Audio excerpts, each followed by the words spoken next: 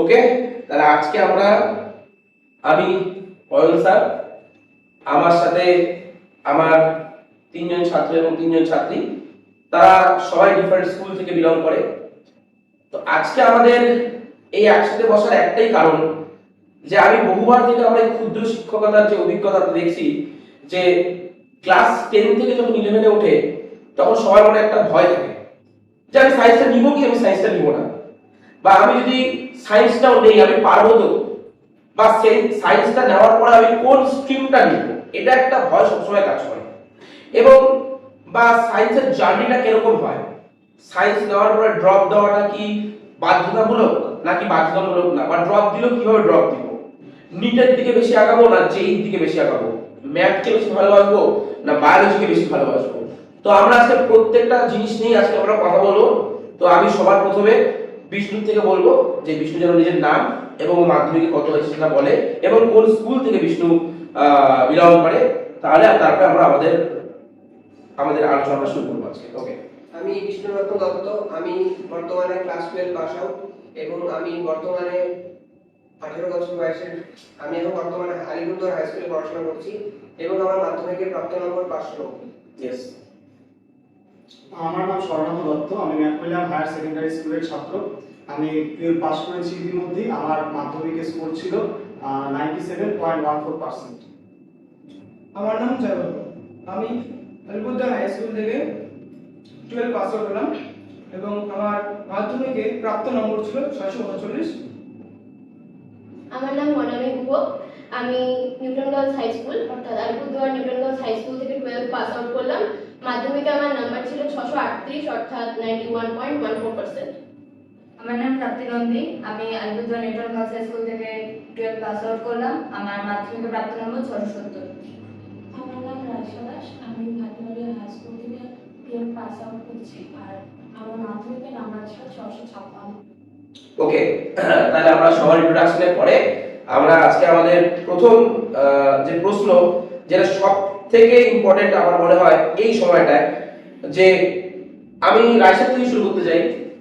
যে রাইসা একটু জোরে বলিস, যেহেতু আমাদের সেরকম সিস্টেম সেট আপ নেই, আমরা জাস্ট চেষ্টা করছি যে সায়েন্স নাও কি নিজের ইচ্ছা না প্রেশারে, গার্জিয়ানের প্রেশার নাকি নিজের ইচ্ছায় মনে হলো আমি সায়েন্সটা নিব? আমার নিজের ইচ্ছাতেই মনে হয়েছিল যে সায়েন্স নিব, আর মানে সায়েন্সটাকে আমি ভালোবাসতাম, তার জন্যই আমি সায়েন্স নিয়েছি। প্রাপ্তি কি মনে হয়?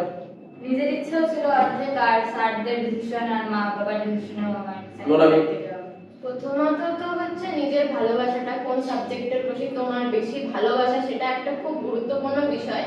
কিন্তু তাছাড়াও হচ্ছে স্যারদের বিষয়, কারণ প্রথমে তুমি ধরো এক স্যারের কাছে পড়লা, সেই স্যারটা হয়তো সায়েন্সটা ভালোভাবে কনসেপ্টটা বোঝাতে পারলো না, কিন্তু পরে যে স্যারের কাছে গেলা সেই স্যার, যেমন আমাদের স্যার, ওই স্যারের মতো যদি কেউ বোঝাতে পারে তাহলে অটোমেটিকলি সায়েন্সের প্রতি ভালোবাসা আসে। কিন্তু প্রথম হচ্ছে নিজের ভালোবাসাটা, কনসেপ্ট তুমি বুঝো কিনা, তুমি সেটাকে বুঝে মাথায় রাখতে পারো কিনা, বা তোমার ক্ষমতা আছে কিনা তুমি অন্য কাউকে বোঝাতে পারবা কিনা, তার উপর ডিপেন্ড করে নামাটা উচিত। ওকে, জয় কি মনে হয়? সায়েন্স আমি নিজের ভালোবাসা, ইচ্ছা থেকে আমি নিয়েছি। কোনো প্রেশার বা কোনো কিছু ছিল, বাবা মার কোনো কিছু এরকম মনে হয় যে না আমাকে নিতেই হবে কোনো ব্যাপার? সেরকম কিছু ছিল না, হ্যাঁ। কারণ আমি ক্লাস 8, 9, 10 যে স্যারের কাছে পড়তাম, সেই স্যার আমাদের ম্যাথ সাবজেক্ট আছে সেটা খুব ভালোভাবে করাতেন। কার কাছে পড়তি? আমি সুশান্ত বিষ্ণু স্যারের কাছে পড়তাম, আচ্ছা। খুব ভালোভাবে ম্যাথ করাতেন। হ্যাঁ। আর ওইখান থেকে আমার ম্যাথের প্রতি একটা আন্তরিক ভালোবাসা জন্মায়, যার ফলে আমার সায়েন্সের প্রতি একটা আগ্রহ বাড়ে। আচ্ছা, স্বর্ণভ জন্য আমরা একটু এখান থেকে একটু টুইস্ট এই গল্পটায়, যে স্বর্ণভ আমি জিজ্ঞেস করলাম প্রথমে ওদেরকে যখন জিজ্ঞেস করলাম যে সায়েন্স কি গার্জিয়ানের প্রেশারে নাকি নিজের ইচ্ছায়, তো এই ক্ষেত্রে তুই বরাবর আলিপুরদুয়ারের একটা ডিস্ট্রিক্টের একটা স্বনামধন্য স্কুল ব্যাকগ্রাউন্ড থেকে বিলং করিস এবং সেখানে তুই ফার্স্ট বয় ছিলি বরাবরই, তো আমি যদি খুব ভুল নই নাকি মোটামুটি বরাবরই ছিলি। তো তোকে সায়েন্স নিতে হতো একটা, এটা আমাদের মানে পরিবেশে তোকে প্রেশার দিয়েছে যে yes I have to take science, হ্যাঁ কি না?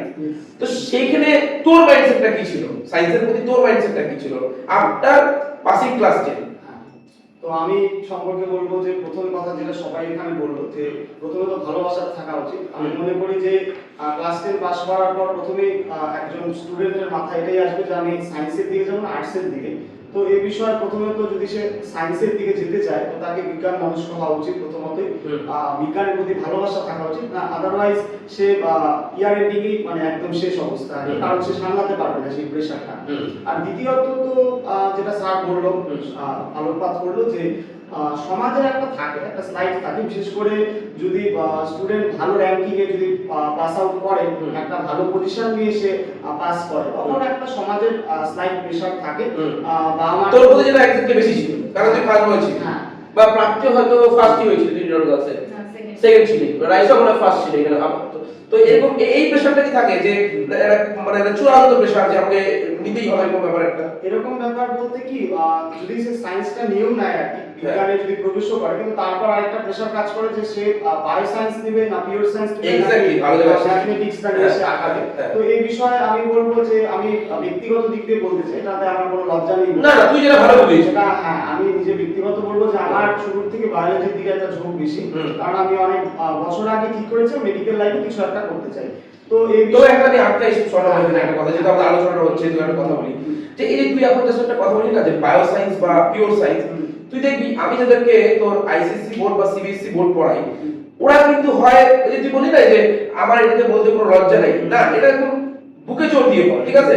যে যেমন দেখবি যে আইসিএসসি সিবিএসসি বোর্ড হয়, আমরা যখন বেস্ট অফ 5 নেই, ওরা কিন্তু এই বোর্ডে 5টা সাবজেক্টই থাকে, মানে হয় ওরা ম্যাথ নিচ্ছে বা বায়োলজি নিয়ে বায়োলজি নিচ্ছে, বুঝছিস তো? হ্যাঁ এবার তুই তো আমি এই বিষয়ে বলবো যে প্রথমে আমার ইচ্ছা ছিল বায়ো সায়েন্স নিয়ে আগানো, কিন্তু তারপর যেটা স্যার বললো যে একটা সমাজের প্রেশার থাকে, বিশেষ করে টিচাররা খুব স্বাভাবিক ব্যাপার একটা তারা বলবে যে তুই তো ভালো রেজাল্টে পাস আউট করলি, তো অঙ্কতে তোর কি প্রবলেম, তো অঙ্কতে ভীতি নাকি কিছু। তো আসলে ভীতি কিছুই নেই, ব্যাপারটা হচ্ছে এক একটা পার্সোনাল চয়েস থাকে সবার, কিন্তু আমি সেই চয়েসটা ফলো করতে পারিনি, একমাত্র সমাজের প্রেশার হোক বা অন্য প্রেশার হোক, এজন্য আমি ম্যাথটা আমার রাখতে হয়েছে। কিন্তু বরাবরই যেহেতু আমার বায়োলজিতে বেশি ঝোঁক, তাই আমি ওটাকেই ফার্স্ট প্রায়োরিটি দিয়েছি। কিন্তু তার সত্ত্বেও যেটা হয়, সমাজের তো প্রেশার থাকবে যদি ভালো মার্কস থাকে আর কি। তাহলে তুই এখানে একটা কথা বললি যে স্যার আমার ইচ্ছা ছিল বায়োলজি নিয়ে পড়ার, কিন্তু সত্যি কথা বলতে তুমি যেরকম বললা যে সমাজেই হয়তো একটা পেশা, তার জন্য আমি ম্যাথ নিতে বাধ্য হয়েছি, নাহলে আমি চেষ্টা করতাম যদি আমার কাছে অন্য কোনো অপশন থাকতো আমি নিতে পারতাম। ঠিক বললাম কি না কথাটা? একদম। বিষ্ণু তোর এই বিষয়ে কি বক্তব্য? আমি বলবো যে প্রথম দিকে আমি আর্টসের দিকেই মানে আমার ইচ্ছাটা ছিল, বাট পরে যখন আমি সায়েন্সটাকে প্রপার শিক্ষকদের গাইডেন্সে ভালোভাবে বুঝতে শিখলাম, তখন আমি দেখলাম যে না সায়েন্সটাই আমার জন্য বেটার হবে, তখন আমি সায়েন্সের দিকে এগোলাম। আচ্ছা, তাহলে আমরা একটা জিনিস বুঝলাম এখান থেকে যে সায়েন্স নিতে গেলে নিজের ইচ্ছার একটা অদম্য শক্তি লাগবে, তাতে তুমি মাধ্যমিকে একটু যদি কমও পাও বা যদি একটু বেশিও পাও সেটা কোনটা ম্যাটার করে না। কি আমি ঠিক বললাম কিনা কথাটা? আচ্ছা, আমি এখানে একটা কথা বলবো, দ্বিতীয় প্রশ্ন যেটা আমি জয়ের থেকে শুরু করতে চাই, যে জয়, আমরা যখন ক্লাস 10 অবধি পড়াশোনা করি তখন আমাদের কাছে কিন্তু বইয়ের পৃষ্ঠা সংখ্যাটা 137, সাপোজ আমি কথা বললাম, জাস্ট আমি যেহেতু আমি ক্ষুদ্র লাইফ সায়েন্স পড়ে আমি জানি যে ধর 137 বা 150, এটাই যখন আমি ক্লাস 11 উঠে যাই, ফার্স্ট যখন আমাদের কাছে মোটা বইটা আসে, তখন সেই পৃষ্ঠাটাই হয়ে যায় কিন্তু লাইক 1157। কি আমি রাইট কি না? তো তোদের এই জিনিসটা থেকে এরকম সমস্যা হয় যে একটা এইটুকু বইয়ের থেকে একটা এত বড় বই, এটা বিষয়ে কি বলবি? প্রথম তো একটু মানে ভয় তো লাগতো, এত মোটা বই একটা। তারপর আস্তে আস্তে যখন স্যার একটা থিওরিকে বোঝাতে শুরু করলো, মানে থিওরি কনসেপ্ট থেকে আমাদের পড়াটা অনেকটা হয়ে যেত, শুধু আমাদের বইটা একটু পড়তে একটু রিডিং করতে লাগতো বিশেষ করে। আচ্ছা, তাহলে তুই বলতে চাচ্ছিস যে বই মোটা হলো কনসেপ্টটাকে ইম্পর্টেন্ট, তাই স্বর্ণভ এই বিষয়ে তোর বক্তব্য, তারপরে আমি মেনে দিকে আসবো। আমার বক্তব্য হচ্ছে প্রথম কথা তো একটা সাগরের মতো মনে হবে, একদম একদম খুবই ছোট, ওটা পৃষ্ঠার সংখ্যা খুবই কম, ওটা এক রাত কেন এক সন্ধ্যার মধ্যে শেষ করা যাবে, এখন সায়েন্স পড়ার পরে মনে হচ্ছে না সন্ধ্যার মধ্যে শেষ করা যায়। প্রবলেমটা হচ্ছে ওই মোটামুটি 1200 পৃষ্ঠার বই 7 রাতে সম্ভবত ছিল, তো অত মোটা বই যদি খুব ভালো ক্লিয়ার কনসেপ্ট না থাকে বা সারা বছর যদি সঠিক প্রপার টিচারের গাইডেন্সে সঠিক টিচারের আন্ডারে যদি পড়া না থাকে, তাহলে এটা শেষ করা তো অসম্ভব, ওটা মনে হবে যে সম্ভবই না পরীক্ষা দেওয়া। ঠিক দারুণ বলি। এই বিষয়ে তোর কি বক্তব্য প্রাপ্তি, যে এই যে বইটা যে ছোট থেকে একটা এত বড় হয়ে যাচ্ছে, এই বিষয়ে তোর কি বক্তব্য? প্রথমত হচ্ছে কি স্যারের গাইডেন্স তো লাগবেই, স্যারের গাইডেন্সের মাধ্যমে যে আমরা যে স্যার যে থিওরিটা আমাদের বোঝাচ্ছে যে কোনো একটা চ্যাপ্টারে, ওই থিওরিটাকে যদি আমরা প্রতিদিন প্রায় এক সপ্তাহ অন্তর অন্তর আমরা যদি রিভিশন করি, তাহলে আমাদের প্রতিটা চ্যাপ্টারে একটা বেসটা আমাদের ঠিক থাকতেছে, আমরা ভুলতেছি না বেসটা। আর নিজের জন্য একটা মাইন্ড ম্যাপ বানানো, যে আমি একটা চ্যাপ্টারে একটু জিস্ট বানায় রাখলাম, এরকম ভাবে যদি করি তাহলে ওই 1000-200 পাতার বইটাও আমার ছোট মনে হবে। এভাবে আমি নিজের মতো করে যদি বইটাকে ছোট করে নিতে পারি তাহলে আমার সুবিধা হবে। তাহলে মেইনলি কনসেপ্টই আমাকে ফোকাস করতে হবে, তারপর বইটাকে আমাকে রিভিশন করতে হবে, তারপর আমি হয়তো একটা ভালো জায়গায় পৌঁছাতে পারি। আচ্ছা, আমার আরেকটা প্রশ্ন, যে তোরা হয়তো প্রথম ব্যাচ যারা এমসিকিউ সিস্টেম এক্সাম দিবি, অর্থাৎ তোরা দুটো সেমিস্টার এক্সাম দিবি, তার আগে পর্যন্ত এক্সাম কিন্তু একটাই হতো, মানে একটা ফুল সিলেটেড এক্সাম হতো যেখানে টেস্ট পরীক্ষা থাকতো। তো এটা আমি শুরু করবো মোনামিক থেকে, যে তোর কি মনে হচ্ছে যে এমসিকিউ পেপারটা মানে পরীক্ষাটা যে বছরে দুই ভাগে ভাগ হয়ে যাওয়া, এটা তোর পয়েন্ট অফ ভিউ থেকে বেনিফিট নাকি লস? দুটোই আছে। যেমন যেমন আমি তো প্রথমত ধরো 11-এ তো ভীতিটা ছিল না আমার মধ্যে, যেহেতু স্যারের উপরে বিশ্বাস ছিল, বিশ্বাসটা প্রচন্ড বড় একটা ফ্যাক্টর এখানে। তো 10-এ পড়ার পরে কোনো ভীতি ছিল না। যখন 11-এ এমসিকিউটা করলাম, একটা কি যে মানুষ হচ্ছে যে যেটার যোগ্য সেই নাম্বারটা এমসিকিউতে পায় না, না সব সময় পায় না। মানে যারা কম্পারিজনে বলি, যদি যারা পড়াশোনা করে না বা সময়টাকে ওয়েস্ট করে চলে, তারাও কি হয় পরীক্ষার হলে গার্ডের অভাবে নাম্বারটা তাদের উঠে যায়। অনেক সময় হয়তো যারা পড়াশোনা করে তাদের থেকে বেশি নাম্বার উঠে যায়, যার জন্য যারা পড়াশোনায় ভালো তাদের কনফিডেন্সটা কমে যায়। আবার একদিকে ভালো কেন, আমাদের যে সমস্ত এন্ট্রান্স এক্সাম সে সমস্ত এমসিকিউ বেসড, তো সেটা একটা আমাদের হচ্ছে কি বলে অভ্যাসে পরিণত হয়ে যায়। আমাদের স্যারের টিউশনে বলো বা প্র্যাকটিস করতে করতে সেটা আমাদের একটা অভ্যাসে পরিণত হয়ে যায়, যার জন্য এন্ট্রান্স এক্সাম দেওয়ার একটা ফিলিংস বা এক্সপেরিয়েন্স আমাদের অলরেডি হয়ে যায়। রাইসা বিষয়টার বক্তব্য? আমারও এটাই মনে হয় যে দুটোই আছে, ভালো আর খারাপ, মানে দুটোই। কারণ মানে একদিকে খারাপটা যখন যদি আমি বলি, তো এমসিকিউ হওয়াতে কি মানে ফুল মার্কস পাওয়াটা একটু টাফ। মানে এক নম্বরে যদি ভুল হয়ে যায় মানে ওটাতেই মানে 99 হয়ে গেল, 100 মানে ওটা টাফ আর কি। আবার মনামি যে বললো যে এন্ট্রান্স এক্সাম বা অন্য যে নিট এক্সাম, ওটার ক্ষেত্রে আমার সুবিধা এমসিকিউ মানে তার মধ্যে অনেক সলভও করা হচ্ছে, ওইসব এক্সামের জন্য আমরা প্রিপেয়ার হচ্ছি, এটা হচ্ছে ওর ভালো। আচ্ছা জয়, এই বিষয়ে একটা আমি কথা বলতে চাই, যেটা আমার বলতে বলতে মনে পড়লো, যে আমি যদি খুব ভুল নই তাহলে ফিজিক্স, কেমিস্ট্রি, বায়োলজিতে হচ্ছে আমাদের 35 করে এমসিকিউ মার্কস, আর বেঙ্গলি, ইংলিশ আর ম্যাথে হচ্ছে 40 করে মার্কস। তো তোদের কি মনে হয়, প্রথমে ম্যাথ নিয়ে গল্প বলবো এটা, কারণ আমি এটা অনেকের কাছ থেকে শুনছি যে 40 নম্বরে এমসিকিউ সলভ করার জন্য যে টাইমটা, ফিজিক্স আর ম্যাথ বিশেষ করে এই দুটো সাবজেক্ট আমার নলেজ খুব কম, আমি জাস্ট জানার জন্য তোদের কাছে জানতে চাচ্ছি, সেটা কি সাফিসিয়েন্ট? না না, যথেষ্ট না। যথেষ্ট না? কোথায় সমস্যাটা কোথায় হচ্ছে? কারণ আমরা যে পরীক্ষাটা দিচ্ছি এবার, হ্যাঁ। যে স্কুলে আমরা পড়ছি, এখানে আমাদের ওয়েমার ঘন্টা পড়ার সঙ্গে সঙ্গে ম্যাথ দিচ্ছে, হ্যাঁ ঘন্টা পর আগে দিচ্ছে না, হ্যাঁ। যার ফলে আমাদের 10 মিনিটের ওয়েমার ফিল আপ করতে যাচ্ছে 10 মিনিট, আচ্ছা আর আমরা হাতে পাচ্ছি 1 ঘন্টা 5 মিনিট। হ্যাঁ ওই 5 মিনিটের মধ্যে 10 মিনিট স্যার হচ্ছে একটু খাতায় সাইন করবে, হ্যাঁ। কোন টাইমটা কাটে যাচ্ছে। হ্যাঁ। ম্যাথে তো 40 নম্বরের কোশ্চেন থাকে, হ্যাঁ। তার মধ্যে টাইমটা বেশি লাগে, একটা ম্যাথ করতে যদি ধরো 2 মিনিটও করে লাগে বা 5 মিনিটও লাগে যায়, হ্যাঁ। 10 মিনিটও লাগে যায়। আচ্ছা, সেখানে কি বড় অঙ্ক থাকছে, মানে বড় এমসিকিউ ঠিক আছে, কিন্তু বড় মানে অঙ্কটা সলভ করার জন্য একটা সময় দরকার আর কি। তারপর ফুল মার্কস হচ্ছে না, হ্যাঁ। 30 আটকে যাচ্ছে এরকম হ্যাঁ। থাকে। আচ্ছা, তারপরে তোরা বলতে চাচ্ছিস এটা একটু সমস্যা, মানে টাইমটা একটু সমস্যাই হচ্ছে। আচ্ছা, বিষ্ণু আর সৌরভ দুজনকেই বলবো, তোরা এই কয়েকটা বল, যে কনসেপ্ট নিয়ে আমাদের একটুখানি আলোচনা হচ্ছিল যে 1137 পৃষ্ঠার বই পড়ার জন্য কনসেপ্ট দরকার। আমি 8 বছরের বায়োলজি শিক্ষকতায় আমি প্রথমবার দেখছি যেখানে তোদের যখন 12 তোরা পরীক্ষা দিলি, এমসিকিউ এবং থিওরির যে মানে ভাগটা যেখানে হলো আর কি, আমি সেখানে গিয়ে দেখলাম যে কোশ্চেনের ডেপথ অনেক হাই। মানে অ্যাজ এ টিচার তোমাকেও নলেজেবল হতে হবে, অ্যাজ এ স্টুডেন্ট তোমাকেও ইমপ্যাক্ট দিয়ে পড়তে হবে। তো এই যে কোশ্চেনের যে ডেপথটা এই বছরে, সেটা এমসিকিউতেই হোক বা সেটা থিওরি বেসডই হোক, সেটা নিয়ে তোদের দুজনের বক্তব্য। আগে সৌরভ হোক, তারপর বিষ্ণু হোক। সবার আগে তো আমি তোমার কোশ্চেনের উত্তর দেওয়ার আগে সেমিস্টার সম্পর্কে একটা বলতে চাই। সেমিস্টার সিস্টেম আমাদের পশ্চিমবঙ্গ শিক্ষা পর্ষদের একটা খুব ভালো একটা চিন্তা ভাবনা, একটা সিগনিফিক্যান্ট রোল এটা ওরা প্লে করছে যে এটা উন্নতি সাধনের জন্য। কিন্তু আমি বলবো যে that should be well organised. তার কারণ ওয়েল অর্গানাইজড না হওয়ার কারণে স্টুডেন্টরা যারা আমাদের ইয়ারে যারা ছিল, আমরা যারা পরীক্ষা দিলাম, তারা অনেক রকম সমস্যার সম্মুখীন হয়েছি।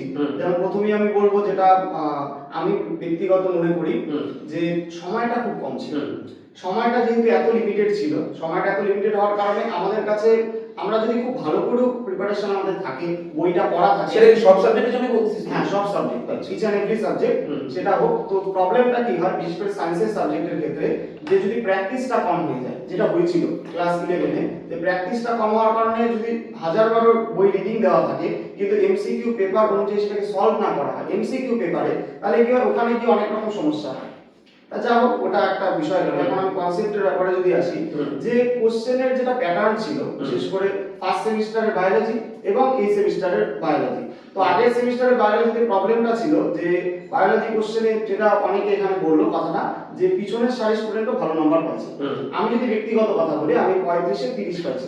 এখন কথা হচ্ছে যে আমি সেই সময় থেকে নিটের যে প্রিপারেশন সব সাবজেক্টে না হলেও স্পেসিফিক বায়োলজিতে আমি সেটা নেওয়া শুরু করছি। তো সেই অনুযায়ী আমার মনে হচ্ছে যে এখন যেরকমই কোশ্চেন আসুক আমি আমার মাথাটাকে সঠিকভাবে খাটাইতে পারবো। কিন্তু আমি গিয়ে দেখলাম যে ওখানে এমন ধরনের কিছু কোশ্চেন ছিল, প্যাটার্নটা এরকম ছিল যে আমার একটা সহজ কোশ্চেনও যেহেতু আমি অনেক দেখতে গিয়ে পড়ছি, তো আমার মনে হচ্ছিল যেটা আরেকটু ভাবা দরকার। তো এই ভাবতে গিয়ে আমার কিছু কিছু নাম্বার গেছে। এটা হচ্ছে এমসিকিউ বেসড এক্সামের একটা মানে অন্যরকম দিক আছে। আচ্ছা তোর কি মনে হয় যে এমসিকিউ যে চারটা অপশন দেওয়া, সেই এমসিকিউ মানে মানে অ্যাকর্ডিং টু কোশ্চেন যেটা অ্যানসার হতে পারতো সেরকম কি হচ্ছে, নাকি কোথাও যায় দুটো বা তিনটা মনে হচ্ছে একটু সমস্যা হচ্ছে স্যার, না এটা আরো মনে হয় মানে এমসিকিউ দিকটা আমি প্রপার হতে পারতে? এরকম মনে হয়েছিল যে আগের সেমিস্টারে মানে ক্লাস 12 এর ফার্স্ট সেমিস্টারে ওটা আমার বায়োলজির ক্ষেত্রে মনে হয়েছে যে দুইটার থেকে তিনটা কোশ্চেন এরকম ছিল যেটা এনসিইআরটি বেস যদি আমি দেখি, যেমন ডিএনএ টাইপের একটা কোশ্চেন ছিল, সেটা এনসিইআরটি বেস বই একরকম অ্যানসার দেওয়া আর পর্ষদ যে অ্যানসারটা ওরা ঠিক করছে সেটা আরেক রকম দেওয়া। এখন প্রবলেম হচ্ছে যদি একজন নিটের পার্সপেক্টিভে আমি দেখি, তো একজন যে নিটের প্রিপারেশন নিচ্ছে সে অবভিয়াসলি সে বেশি দেখতে গিয়ে চিন্তা করবে, সে বাংলা বইয়ে সীমাবদ্ধ থাকবে না, অবভিয়াসলি সে বাংলা বইটাকে বেশি প্রেফারেন্স করবে কারণ তার কাছে সেটা মেন। কিন্তু তারপর গিয়ে সে যেই নলেজটা সে জানে সেটাকে অ্যাপ্লাই করার চেষ্টা করবে। তো সেটা করতে গিয়ে তার দু একটা জায়গায় মিস্টেক হয়েছে। আমি সেটা আশা করছিলাম যে যখন অ্যানসার কিনা বের হবে হয়তো আমার চিন্তাধারার সাথে সেটা মিলবে, সেটা শেষ পর্যন্ত মিলে না। শেষ পর্যন্ত ওই যেটা ভাবলি তুই সেরকমই আর কি হলো। আচ্ছা এই বিষয়ে বিস্তারিত কথা বল। প্রথম কথা যে সেমিস্টারে দুই রকম ভাগ হয়, এটা একটা বিশাল বড় বেনিফিট আছে। যখন আমরা ফার্স্ট সেমিস্টারে শুধুমাত্র এমসিকিউ বেস করি তখন আর পুরো বইটাকে একদম ফুটায় ফুটায় পড়তে হয়, প্রত্যেকটা পার্ট প্রত্যেকটা লাইন আমাদের মানে মোটামুটি দিতে হয়। এখন সেকেন্ড সেমিস্টারে যখন আমরা যাই তখন আমাদের কি বিশাল বড় বড় আমাদের কনসেপচুয়াল থাকে, কিন্তু তখন আমাদের ব্যাপারটা কি হয়, ফার্স্ট সেমিস্টারে যখন আমরা শর্ট শর্ট ভাবে পড়ে এসেছি আমাদের সেই জিনিসটাকে কাউকে এক্সপ্লেইন করার ব্যাপারটা সেরকম একটা থাকে না। বাট যখন আমরা সেকেন্ড সেমিস্টারে আসি আমাদের পুরো জিনিসটাকে আমরা যদি কাউকে বোঝাতে যাই বা আমরা যদি ভালোভাবে বুঝতে যাই, আত্মস্থ করতে যাই, সেখানে আমাদের অনেক সুবিধা হয়।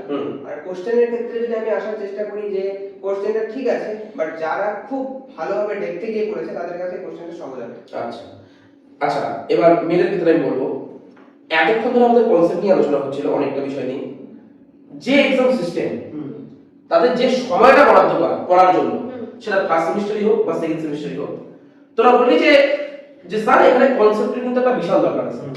তো অ্যাজ এ বায়োলজি টিচার আমার মনে হয় তোরা নিজেরাও জানিস যে 11 এর যে সিলেবাস, বিশেষ করে সেকেন্ড সেমিস্টার যেখানে গোটা হিউম্যান ফিজিওলজি এবং প্ল্যান্ট ফিজিওলজি, এবং ফার্স্ট সেমিস্টারের যে সিলেবাস যেখানে সেল থেকে আরম্ভ করে এভরিথিং, 12 এ যদি যাই তাহলে প্রথম সেমিস্টারে জেনেটিক্স পর্যন্ত আমাদেরকে শেষ করতে হচ্ছে, এবং শেষ সেমিস্টারটা সোজা হলেও সেখানে কিন্তু জিও থেকে অনেক বা তোর ডিজিজ থেকে কিন্তু অনেক কনসেপচুয়াল জায়গা আছে।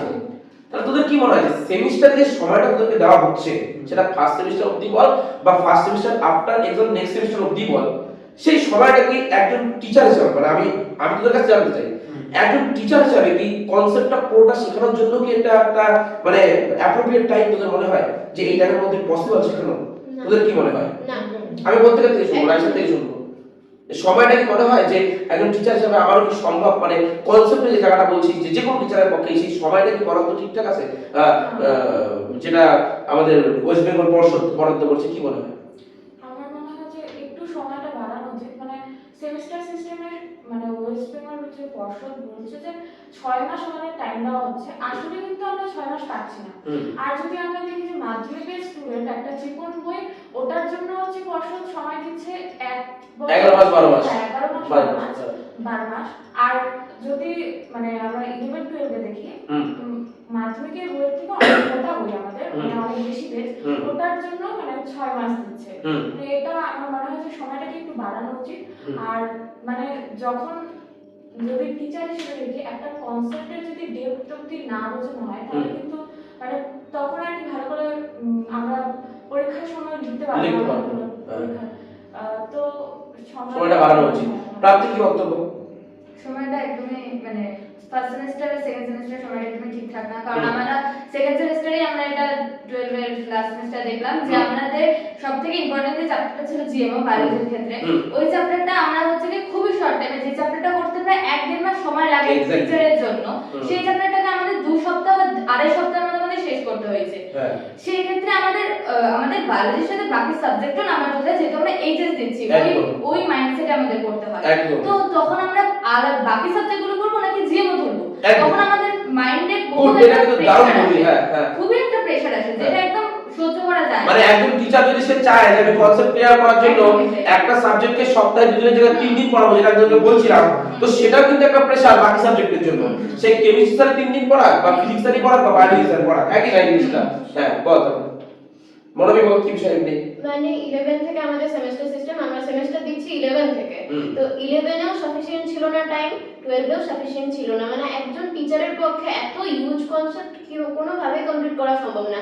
একটা মানুষ বা একটা স্টুডেন্ট বা একটা টিচার যদি ভাবে যে এই স্টুডেন্টটা হুম। পোটেনশিয়াল আছে যে সে এই বছরই এন্ট্রান্স দিয়ে ভালো ভালো পারবে, হ্যাঁ। কিন্তু যদি এতটা কম সময় থাকে কেউ পারবে না, কারণ তাকে তো সবটা সাবজেক্টই বলতে হবে। আর সে যদি বায়োলজি বেসড পড়েও সে যদি পিসিবি নিয়ে আগাতে চায় নিটের জন্য, কিন্তু তখন তো তাকে ম্যাথসটাও করতে হবে এইচএসটা দেওয়ার জন্য, কারণ নাম্বারটা কিন্তু হাজার হোক, যদি 4th সাবজেক্ট হলো ম্যাথসটা, কিন্তু একটা সম্মানজনক নাম্বার তো আনতে হবে। অবশ্যই। আর ম্যাথসটা করার জন্য অনেকটা টাইমের দরকার হয়, ঠিক। টাইম ছাড়া প্র্যাকটিস ছাড়া ম্যাথস কোনোদিন দাঁড়াবে না। ঠিক।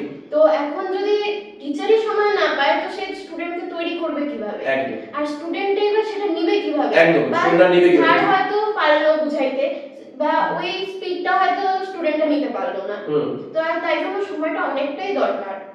জয়। আমাদের যে ফার্স্ট সেমিস্টার হুম। সময়টা আমরা 6 মাসের বই, হুম। 6 মাসটা বলতে গেলে 6 মাস থাকে না আমাদের কাছে, হুম। সেটা হচ্ছে আমাদের 5 মাস হয়ে যায় হুম। দেখা যায়। হুম।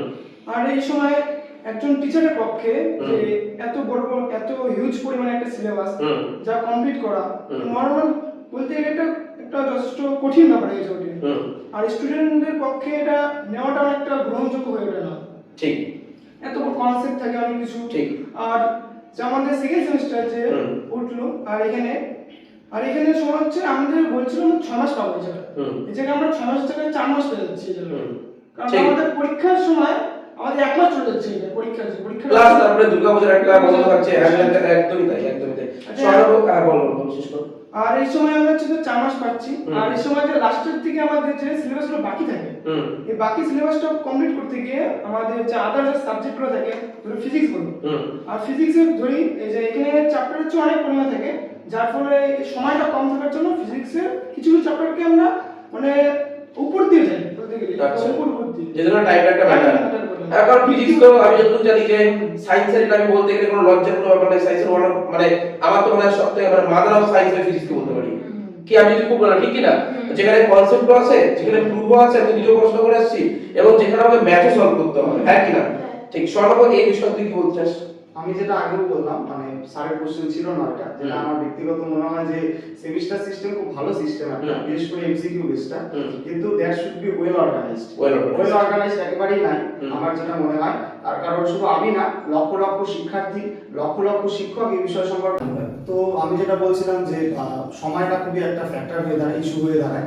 তার কারণ একজন স্টুডেন্ট সে টিচারের গাইডেন্স পুরোপুরি ফলো যদি করেও থাকে, কিন্তু শেষ পর্যন্ত তার যে যেটাকে আমরা বলি ইন্ট্রোস্পেকশন, অর্থাৎ আত্মসমীক্ষার জন্য সে যথেষ্ট সময়টা পায় না। তাকে নিজে সলভ করতে হয়, বিশেষ করে সায়েন্সের সাবজেক্টগুলো, ফিজিক্স হোক, কেমিস্ট্রি হোক, বায়োলজি হোক, ম্যাথমেটিক্স হোক, সেখানে তাকে নিজস্ব যে তাকে জাজ করতে হয়, সেটা সময় থাকে না একেবারে। আর নিজস্ব জাজমেন্টটা থাকার না কারণে সে যদি পুরা বই তার পড়াও থাকে, টিচারের গাইডেন্স নাও থাকে, কমন নাও থাকে, সবকিছু থাকে, কিন্তু পরীক্ষায় গিয়ে আলটিমেট সে দেখে অনেক কিছুতে সে লস হচ্ছে তার। যেমন সে মেমোরাইজ ঠিকঠাক করতে পারে না পরীক্ষা হলে বসে, যেহেতু সে ইন্ট্রোস্পেকশন সুযোগটা পায়। তো এই জন্য আমার মনে হয় যে পরের বছর যারা আমাদের জুনিয়র আর কি, যারা যাচ্ছে পরীক্ষা দিতে সেম সিস্টেমের আবার তারা বসবে, তো আমার মনে হয় পর্ষদের অ্যাটলিস্ট এই বিষয়টাতে আলোকপাত করা উচিত তাদের, যে সময়টাকে তারা যদি ঠিকঠাক দিতে পারে আর কি। তাহলে মনে হয় যে সবটা করতে একটা সুবিধাজনক, সেটা শিক্ষকের পক্ষেও সুবিধাজনক, সেটা স্টুডেন্টের পক্ষেও সুবিধাজনক।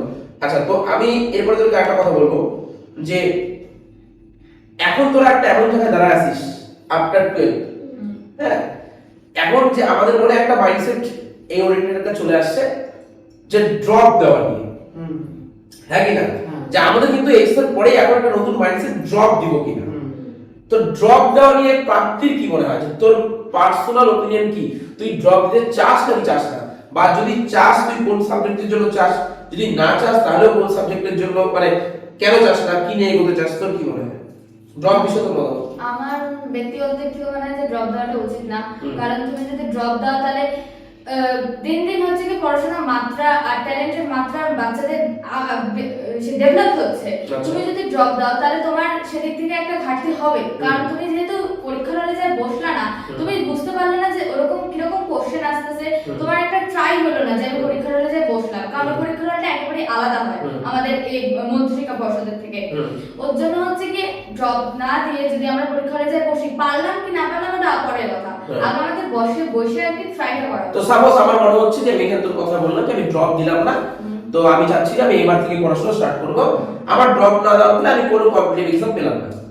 সাপোজ আমি কথা বললাম যে তোর পছন্দ হচ্ছে কেমিস্ট্রি, তুই কেমিস্ট্রি অনার্স নিয়ে পড়লি, তুই 3 বছর কেমিস্ট্রি অনার্স নিয়ে বিএসসি করলি, করার পরে তুই তো কোন জবে দিয়ে দিবি, বা তোর তারপরে ইচ্ছা কি, তোকে যখন আমি একটা সাবজেক্ট ওরিয়েন্টেড পাবো, অ্যাকচুয়ালি কি এটাই হয় কিনা যে আমি যদি ড্রপ না দিই, সাপোজ ও যে কথাটা ছিল এটা আমাদের প্রত্যেকেই আমাদের তারপরে তোর ঠিক ভাবনা হওয়া উচিত।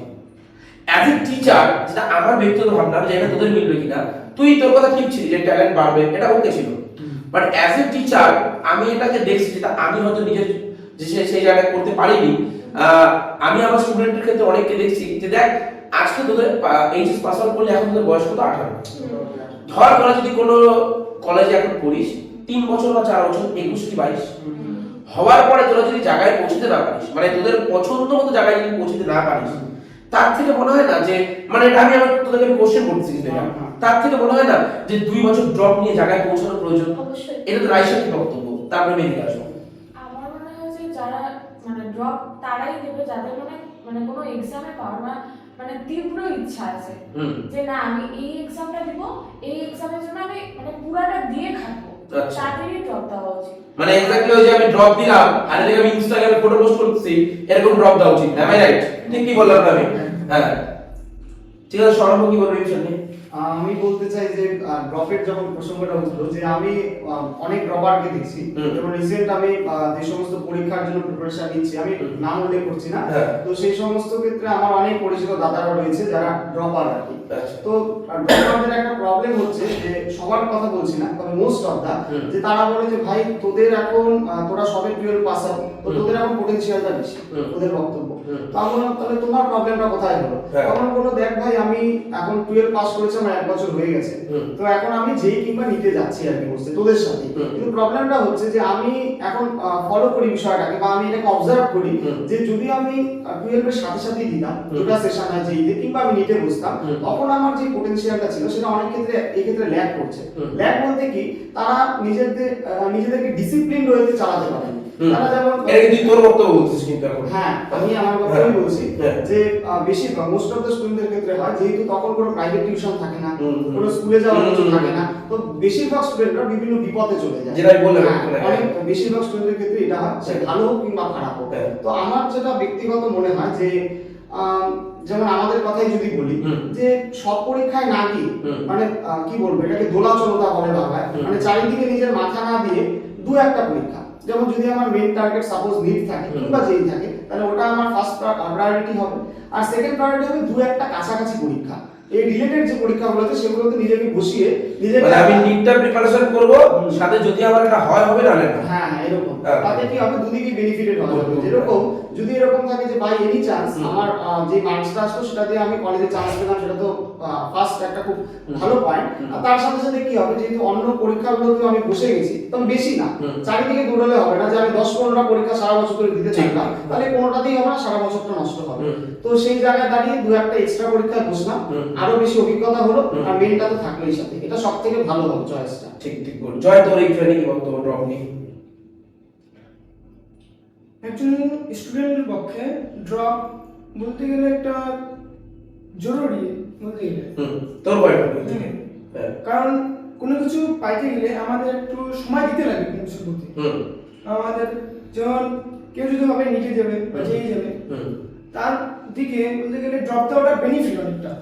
কারণ সে 12টা পুরো ভালোভাবে পড়লো, যার ফলে আমাদের মানে লাস্ট জাস্ট পাস আউট হলো, যার ফলে তার পুরো বেসটা ঠিকঠাক থাকছে, যার ফলে তার যে হায়ার স্টাডি করলো, যার ফলে বেসটা স্ট্রং হয়ে গেল, আর উপরে হায়ার স্টাডি হয়ে গেল, যার ফলে ও এক বছর ড্রপ নেওয়ার পর প্রপার ওয়েতে পরীক্ষা দিতে হবে। পরীক্ষা দিতে হবে। ঠিক। বিষ্ণু, তোর বক্তব্য? আমার মতে ড্রপের একটা বেনিফিটও আছে, আবার একটা খারাপ দিকও আছে। বেনিফিট যদি বলি, প্রথম কথা, অনেকেই আমরা 11th থেকে এখন পড়ে এসেছি, হিউজ পরিমাণে একটা সিলেবাস আমাদের থাকে। সেই সমস্ত সিলেবাস সত্যি কথা বলতে অনেকেরই 12 এর মনে থাকে না। সেই পুরো সিলেবাসটাকে একদম কমপ্লিট প্রথম থেকে গ্রো আপ করা এবং সেটাকে নিয়ে ভিজুয়ালাইজ করা, সেটাকে নিয়ে মেমোরাইজেশন করা এবং সেটাকে নিয়ে কোশ্চেন পত্র ঘাটাঘাটি, সেটাতে একটা সময় দেওয়ার প্রয়োজন। সাথে সাথে 12টাও রিকভারি করতে থাকা, তারপরে অবশ্যই একটা ড্রপ দেওয়াটা প্রত্যেক স্টুডেন্টের পক্ষে ভালো হয়। আর খারাপ দিক যদি বলি, অনেকে কি করে, ড্রপ নিয়ে হয়তো ড্রপ নিয়ে সে নিজের মতো নিজে পড়ছে, কোনো স্যারদের গাইডেন্স নিচ্ছে না। তখন কি হয়, অনেকে আমি এরকম গল্প শুনেছি অনেক স্যারদের কাছে যে নিজের মতো করে পড়েছে, নিজের মতো করে হয়তো অনলাইন থেকে কোর্স কিনে পড়াশোনা করেছে, কিন্তু শেষে গিয়ে দেখা গেছে কোনো কিছুই হয়নি, হয়তো স্যার মধ্যে থেকে পুরো বছরটাই ওয়েস্ট হয়ে গেছে। এক্ষেত্রে ড্রপটা খারাপ। তো সম্পূর্ণটাই নির্ভর করে নিজের উপর, আমি কিরকম করছি এবং কোন স্যারকে আমি চুজ করছি, সেই স্যার কিভাবে পড়াচ্ছেন এবং স্যারকে মেনে চলা, এটা হচ্ছে সবথেকে বেশি ম্যাটার করে। মানে কারণ গাইডেন্স চলে অ্যাকচুয়ালি। স্যাররা অনেকেই আমাকে বলে যে এইভাবে চল, কিন্তু অনেকে মানে না, নিজেদের মতো করে, নিজের আমি যেটা বলছি সেটাই ঠিক। সেক্ষেত্রে দেখা যায় তারা কিন্তু সাফল্য পায় না। আচ্ছা, এবারে তোকে একটা কথা প্রশ্ন জিজ্ঞেস করতে চাই, এটা খুব একটা রিলেভেন্ট কোশ্চেন। খুব যারা 10 থেকে 11 ওঠে, জাস্ট 10 থেকে 11 ওঠে, কারণ তোরা 2 বছর জাস্ট দিলি, তাদের অনেক গার্জেনে আমাকে ফোন করে বলে, আচ্ছা তোমার কাছে তো আমার ছেলে বায়োলজিটা পড়ে, আমি কি অনলাইনে আরেকজন টিচারকে দিব? হ্যাঁ, আমি কোনো অনলাইন প্ল্যাটফর্মে নাম নিচ্ছি না, যেহেতু আমরা এখানে একজন আমরা গল্প করছি একটা। আচ্ছা, আমি কি আমার ছেলেকে এই যেই জন্য এই জায়গাটায় দিব, বা আমার মেয়েকে কি যে কোনো অনলাইন একটা এই জায়গাটায় দিব? তো তোদের তোদের মতো করে বলিস, আমি আমার মতো করে বলছি যে তোদের কি মনে হয় যে যে স্যারদের কাছে স্টুডেন্টরা পড়ে, মানে ছাত্র বা ছাত্রীরা পড়ে, সেটা ফিজিক্স, কেমিস্ট্রি, ম্যাথ, বায়োলজি, সেই প্রেশারটা সামলে কি অনলাইন ক্লাসগুলো দেখা পসিবল? এটা আমার কোশ্চেন নাম্বার 1।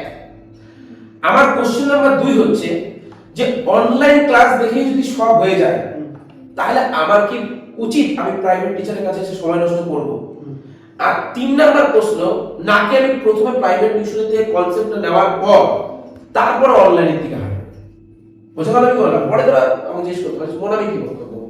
প্রথম তো যেটা বললো সেটা হচ্ছে, যেটা মারা বা বাবারা জিজ্ঞেস করে যে প্রাইভেট টিউটরের সাথে আবার অনলাইন নিব কিনা। প্রথমত তো স্যারের সাথে আলোচনাটা খুবই দরকারি, আর দ্বিতীয়ত সেটা স্টুডেন্টের মাইন্ডসেটের উপরে নির্ভর করবে যে স্টুডেন্টের নিজে নিতে পারবে কিনা প্রেশারটা, সে তার ক্যাপাসিটির উপরে একটা নির্ভর করে। অবশ্য সায়েন্সের স্টুডেন্টের উচিত যে মানে নিজের ক্যাপাসিটিটাকে বাড়ানো, কিন্তু তাছাড়াও হচ্ছে নিজের ক্যাপাসিটিটা কিছুটা নির্ভর করে, কারণ আলটিমেটলি পড়াটা স্টুডেন্টকেই করতে হবে। কারণ স্টুডেন্টটা যদি নিতে পারে তাহলেই সে পড়তে পারে। না, আমার কথা হচ্ছে সায়েন্সের যে প্রেসার, আমি নিজেও পড়ে আসছি বা আমি তোদের মধ্যে দেখতে পারি, এই যে স্কুল ব্যাগ নিয়ে টিউশন স্যারের বাড়িতে যাওয়া, অনেক আবার আমি এটাও দেখি যে ফিজিক্স মানে 2টা স্যার নিতে হবে, বা কেমিস্ট্রি মানে 2টা স্যার নিতে হবে, বায়োলজি মানে 2টা স্যার নিতে হবে, ম্যাথ মানে 2টা স্যার নিতেই হবে, এরকম একটা ব্যাপার। তো এখানে আমি যদি ধরি যে 4টা সাবজেক্ট, আমি বেঙ্গলি ধরলাম না, 4টা সাবজেক্টে অনেকের 5টা থেকে 6টা টিউশন টিচার, তাহলে মোটামুটি 6 দুগুণ 12টা ডেট, তাহলে সপ্তাহে 12টা ডেট, মানে আমার মোটামুটি অন এন এভারেজ 2টা 3টা গ্রেডে পড়ে। সেইটা সামলে যে অনলাইনে যে ক্লাসগুলো হয় সেটা কি দেখা সম্ভব? কি মনে হয় প্রাপ্তি বা কি বলে রাইসা, কি মনে হয় ব্যাপারটা নিয়ে? আমার মনে হয় যে এটা একদমই সম্ভব না। হুম। প্রথম কথা হচ্ছে কি একটা সাবজেক্টের জন্য দুইটা করে স্যার নেওয়ার কোনো মানে হয় না। তুমি যদি হচ্ছে কি নিজে সেলফ স্টাডি করো, সেলফ স্টাডিই হচ্ছে কি সবথেকে বড় কথা। তুমি একজন ভালো প্রপার যে ভালো করে থিওরি বোঝাবে ওরকম তুমি একজন স্যারকে নাও, আর যেই স্যারটা যেই সাবজেক্টে তোমাকে পড়াচ্ছে তুমি ওদিনকে বাড়িতে যাই কিছুটা হলেও পড়ো, দারুণ, হ্যাঁ। তাহলে তোমার ওটা হয়ে যাবে। হ্যাঁ। আর তুমি যদি ওইটা সম্পর্কে আরেকটু স্টাডি করতে চাও তাহলে তুমি অনলাইন দেখতে পারো, কিন্তু আমার অনলাইনে ক্ষেত্রে আবার দুটো বেনিফিট আর লসও আছে। যে তুমি যদি অনলাইন দেখতে দেখতে যদি তুমি অন্য পথে চলে যাও তাহলে তোমার হাতে কি মানে তুমি যদি অনলাইন দেখতে দেখতে অনলাইনে থাকো, ওইটাই ঠিক আছে, তাহলে ওটা তোমার হচ্ছে কি লস হলো, তুমি যেটা টিউশন সিলেবাস পড়ে আসলে ওইটাও তোমার মাথা থেকে বের হয়ে যেতে থাকবে। হ্যাঁ। তো তুমি নিজেকে আর কি কন্ট্রোল করে চলতে হয় এক্ষেত্রে। আর যদি দুইটা স্যারের কথা নাও তাহলে দুইটা স্যার নেওয়া কোনো আমার ব্যক্তিগত মন থেকে মনে হয় যে উচিত না, কারণ একটা স্যারের কাছে পড়ো আর নিজে সেলফ স্টাডি করো আর প্রচুর প্রচুর বই পড়ো। প্রচুর প্রচুর বই পড়ো, মানে বই কেন মোট কথা। বই কেনো। রাইসা কি মনে হয় এই বিষয়টা নিয়ে? আমারও মনে হয় যে দুইটা সাইড আছে পড়ার মানে কোনো বিষয় না। প্রথমে মানে যে সাইড আছে পড়লো ওই সাইড আছে তুমি বেসটা ক্লিয়ার হলো, তুমি প্রথমে বেসটা ক্লিয়ার করার পর তারপর যদি ওই সাবজেক্টের ডেপথ জানতে চাও মানে আরো তার জন্য তুমি আরো বই পড়ো, মানে বই পড়ার পর যদি তুমি না বুঝতে পারো যে বই এটা কি বলছে আর তখন যদি মানে প্রয়োজন মনে হয় তাহলে অনলাইনের ভিডিও দেখো তাহলে সেটা মনে হয়। আর অনলাইনে দেখতে দেখতে অবশ্যই অন্য পথে যাওয়া যাবে না, যাবে না। ওই ওটা আর কি। আচ্ছা, এবার আমি এই পাশ থেকে সরাবর্তী শুরু করবো, তারপর তোর কথা আসবো। যে মেন ফোকাস যেটা হচ্ছে আমার অনলাইন নাকি অফলাইন, ঠিক কিনা? এটা কিন্তু একটা বড় প্রশ্ন। নাকি অফলাইন প্লাস অনলাইন বোথ, বা যদি বোথ হয় সেটা কি পসিবল? তোর কি বক্তব্য? আমার বক্তব্য হচ্ছে যে বিশেষ করে তো করোনার পর থেকে আর কি স্মার্টফোনের সংখ্যাটা বাড়িতে অনেক বেড়ে গেছে আর কি, ইনক্রিজিং নাম্বার দেখা যায়। কারণ বাবা মা না চাইতেও ছেলেকে বা মেয়েকে দিতেই দিতেই হয়েছে, সবার ক্ষেত্রে দেখা যায় ভালো খারাপ নির্বিশেষে। তো এখন অনলাইন প্লাস অফলাইন কিংবা অনলাইন বা অফলাইন এটা একটু নির্ভর করে যে ব্যক্তিগত ব্যাপারের উপর, কারণ নির্ভর করবে স্টুডেন্টের পটেনশিয়াল কতটা। এখন যদি আমি এটার বিপথের কথা বলি তাহলে যদি বাবা মার মনে হয় যে না ছেলেকে বিপথে যত না যায়, তাদের যদি এটাই মাথায় মাইন্ডসেট থাকে তাহলে তো অনলাইনের দিকে একেবারেই যাওয়া উচিত না। কারণ অনেক ভালো ভালো স্টুডেন্ট দেখা যায়, সে যতই ভালো তার অন্য কিছুতে মন যাবে, বিভিন্ন রকম জিনিস আছে সোশ্যাল মিডিয়া সহকারে, আমি নাম নিচ্ছি না, তো তার মন যাবে একটা, মন গেলে ওটাতে অ্যাডিকশন আসে পড়ে। তো এই বিষয়ে যদি এরকম চিন্তাধারা থাকে মা বাবার যে না ছেলে যাতে একদম সুপথেই চলুক, আগের থেকে চলছে এখনো চলুক, তাহলে অনলাইনে একদম যাওয়ার কোনো দরকার নেই। ছেলে এখন অফলাইনে অনেক ভালো ভালো টিচার রয়েছে আলিপুরদুয়ারে, যথেষ্ট ভালো ভালো টিচার, আমাদের একজন টিচার আমাদের সাথেই আছে এখন, তো তার কাছে মানে তার কথাই শুধু বলছি না, আর অনেক টিচার রয়েছে, তো অফলাইনে সেদিকে খুবই ভালো। কিন্তু আবার যদি এখন অনলাইন প্লাস অফলাইন এটার কথা বলি, আমি ব্যক্তিগত যদি কথা বলি, আমি এটা দ্বারা বেনিফিটেড হয়েছি। কেন? তার কারণ মাঝে মধ্যে হয়েছে এখানে, এখন তো যাও স্যারের এখানে অনেক ডেভেলপমেন্ট দেখা যাচ্ছে, অনেক ডেভেলপ স্যার করেছে আর কি, প্রগ্রেসিভ ওয়েতে দেখা যাচ্ছে, কিন্তু আমরা যখন পড়তাম তখন এতটা ছিল না, দিনের পর দিন ইনক্রিজিং হবে, এটা নরমাল প্রগ্রেশন গ্র্যাজুয়ালি হবে। কিন্তু সেদিক থেকে যদি দেখি তাহলে আমি বেনিফিটেড কিভাবে হয়েছি, মাঝে মধ্যে দেখা গেছে যে স্যার কোনো একটা জিনিস পড়ানো, কোনো একটা টপিক বায়োলজি, তো সেটাতে আমার আরো ইচ্ছা যে আমি আরেকটু বেশি জানবো, আরো ডেপথ থেকে জানবো, কারণ এক একজন টিচারের এক এক রকম এক্সপ্লানেশন থাকে, ওয়ে থাকে বোঝানো, ঠিক। তো আমি সেদিক থেকে ইউটিউব মাঝে মধ্যে দেখতাম, তো দেখে আমি বেনিফিটেড হয়েছি, অবভিয়াসলি আমি অনেক বেনিফিটেড হয়েছি, তো সেটা করা যায়। এখন অনলাইন যদি কোচিং এর কথায় আসি, অনলাইন কোচিং প্লাস হচ্ছে ব্যাগ নিয়ে অফলাইন, যেটাই বলছিলাম, তো এইদিকে দেখতে গেলে এটার লাভ তো রয়েছে। কিভাবে রয়েছে লাভ? যদি স্টুডেন্ট নিজের যে টাইম টেবিল সেটা যদি সঠিকভাবে করতে পারে তাহলে অনেক এটাতে বেনিফিট রয়েছে। যেমন দেখা যায় যে এখন যদি আমি বায়োলজির কথা আসি, তো আমি স্যারের কাছ থেকে কিছু একটা বুঝলাম, তো বোঝার পরে আমি বাড়ি গেলাম, ওটা আমি নির্দিষ্ট সময় বের করে ওটা পড়লাম। এবার পড়ার পর কি হলো, আমার মনে হলো যে আলটিমেট তো আমি কোনো কম্পিটিটিভ পরীক্ষা বসতেই হবে, কাজ করছে কি বর্তমান সমাজ ব্যবস্থার উপর দেখে আলটিমেট পরীক্ষা বসতেই হবে। তো সেদিকের উপর লক্ষ্য রেখে তাহলে আমি কি করলাম, তারপর স্যার যেটা পড়ালো বিষয়টা ওটা অনলাইন থেকে দেখে বিষয়টাকে নোট ডাউন করলাম, বা যদি মনে হয় ওটাকে স্টাডি করলাম। তো এইভাবে কি হয়, যদি এটা তুই যখন আমার কথা বললি তাহলে তুই কি এটা মানে সব সাবজেক্টের ক্ষেত্রেই করা পসিবল? মানে যেমন তুই যখন শুরুতেই বললি যে স্যার বায়োলজি কিন্তু আমার ফেভারিট সাবজেক্ট, আমার ইচ্ছা ছিল হচ্ছে বায়োসায়েন্স নিয়ে আসা, মানে এটা কি মানে এটা তুই কোশ্চেন করছি যে এটা কিন্তু শুধু বায়োলজির জন্যই করতি, যে আমি একটা স্যারের কাছে বললাম আমি আরেকজনের কাছে করবো, আমি আরো ডিপ নিব ব্যাপারটাকে, অনলাইনে আমি একটু দেখবো, স্যারের কাছে দেখবো, আরো ডিপ হবে। তাহলে তুই কি সেটা কেমিস্ট্রি বা ফিজিক্স সব সাবজেক্টের জন্য করতি? প্রথম কথা তো যদি এক্সট্রা টিচারের কথা আসে, অফলাইনে তো সেটা একেবারে কি বলবো ইউজলেস, আমি বলবো ইউজলেস, মানে ডাবল টিচার ইউজলেস। তার কারণ আমি অনেক দেখেছি, আমার অনেক বন্ধুরা রয়েছে যারা 12 পাস আউট হলো আর কি, তারা বেনিফিটেড, একদম কিছু হয়নি উল্টা তারা শুধু ব্যাগ নিয়ে মানে দৌড়ে গেছে আর কি, দৌড়ে আসছে এরকম হয়েছে, তাদের কিছু লাভ হয়নি।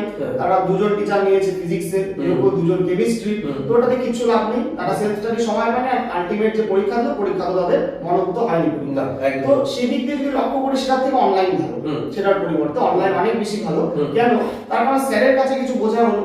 অবভিয়াসলি আমাদের যদি অবস্থাটা দেখি, আমরা পশ্চিমবঙ্গের মানে পর্ষদের যেহেতু স্টুডেন্ট, ওয়েস্ট বেঙ্গল বোর্ডের স্টুডেন্ট, তো সেদিক দিয়ে শুধু অনলাইনে তো হবে না, এটা সিবিএসসি বা আইসিএসসি হলে একরকম ভাবনা চিন্তা করা যায়, ওটাও যে পসিবল তা না, কিন্তু আমাদের বোর্ডের মানে পশ্চিমবঙ্গের বোর্ডের উপর নজর রেখে এটা তো বর্তমান অবস্থা একেবারেই ভাবা উচিত না যে আমি শুধু অনলাইন করবো, তাহলে কিছু হবে না। তার কারণ সেমিস্টার সিস্টেম যদিও কোনো না কোনো ভাবে উতরে যায়, কিন্তু তারপর আলটিমেটলি যে সে ফার্স্ট বোর্ডের এক্সাম, গতানুগতিক পরীক্ষা, সেখানে প্রথাগত পরীক্ষা সে ফেসে যাবে, ভয়ঙ্কর ভাবে সে ফাঁসবে। তার কারণ সেখানে টিচারদের এক্সপেরিয়েন্সের একটা দাম রয়েছে, এবং স্যারের 8 বছরের এক্সপেরিয়েন্স, অনেকে আরো বেশি থাকে, তো সেই এক্সপেরিয়েন্সের জোরে তারা হচ্ছে অনেক ভালো ভালো কোশ্চেন তারা বলে যে এটা পড়তে, তো এটা অনেকাংশে এটা এসেও করে, কিন্তু সেটা এখন যেগুলো অনলাইন প্ল্যাটফর্ম রয়েছে বর্তমানে, তো ওরা এটা করতে পারবে না। কারণ ওরা যে এটা ফ্র্যাঙ্কলি স্পিকিং বিষয়টা নিয়ে, যে অনলাইন কোচিং গুলো যে রয়েছে ওটা হচ্ছে কেন্দ্রের অনুযায়ী চলে, অর্থাৎ সিবিএসসি প্যাটার্নে, ওরা সেটাকে ফলো রেখে পড়ায়, ওরা কোনোভাবেই পশ্চিমবঙ্গের স্টুডেন্টদের ছাত্রদেরকে এটা আসবেই এটা বলতেই পারবে না, তারা যতই বেশি স্টাডি করুক না তারা বলতে পারবে না, এটা যারা এটা একটা এক্সপেরিয়েন্স ম্যাটার আর কি, এটা এক্সপেরিয়েন্সের উপর ম্যাটার করে, আর সেই এক্সপেরিয়েন্সটা রয়েছে আমাদের অফলাইনে টিচারদের কাছে।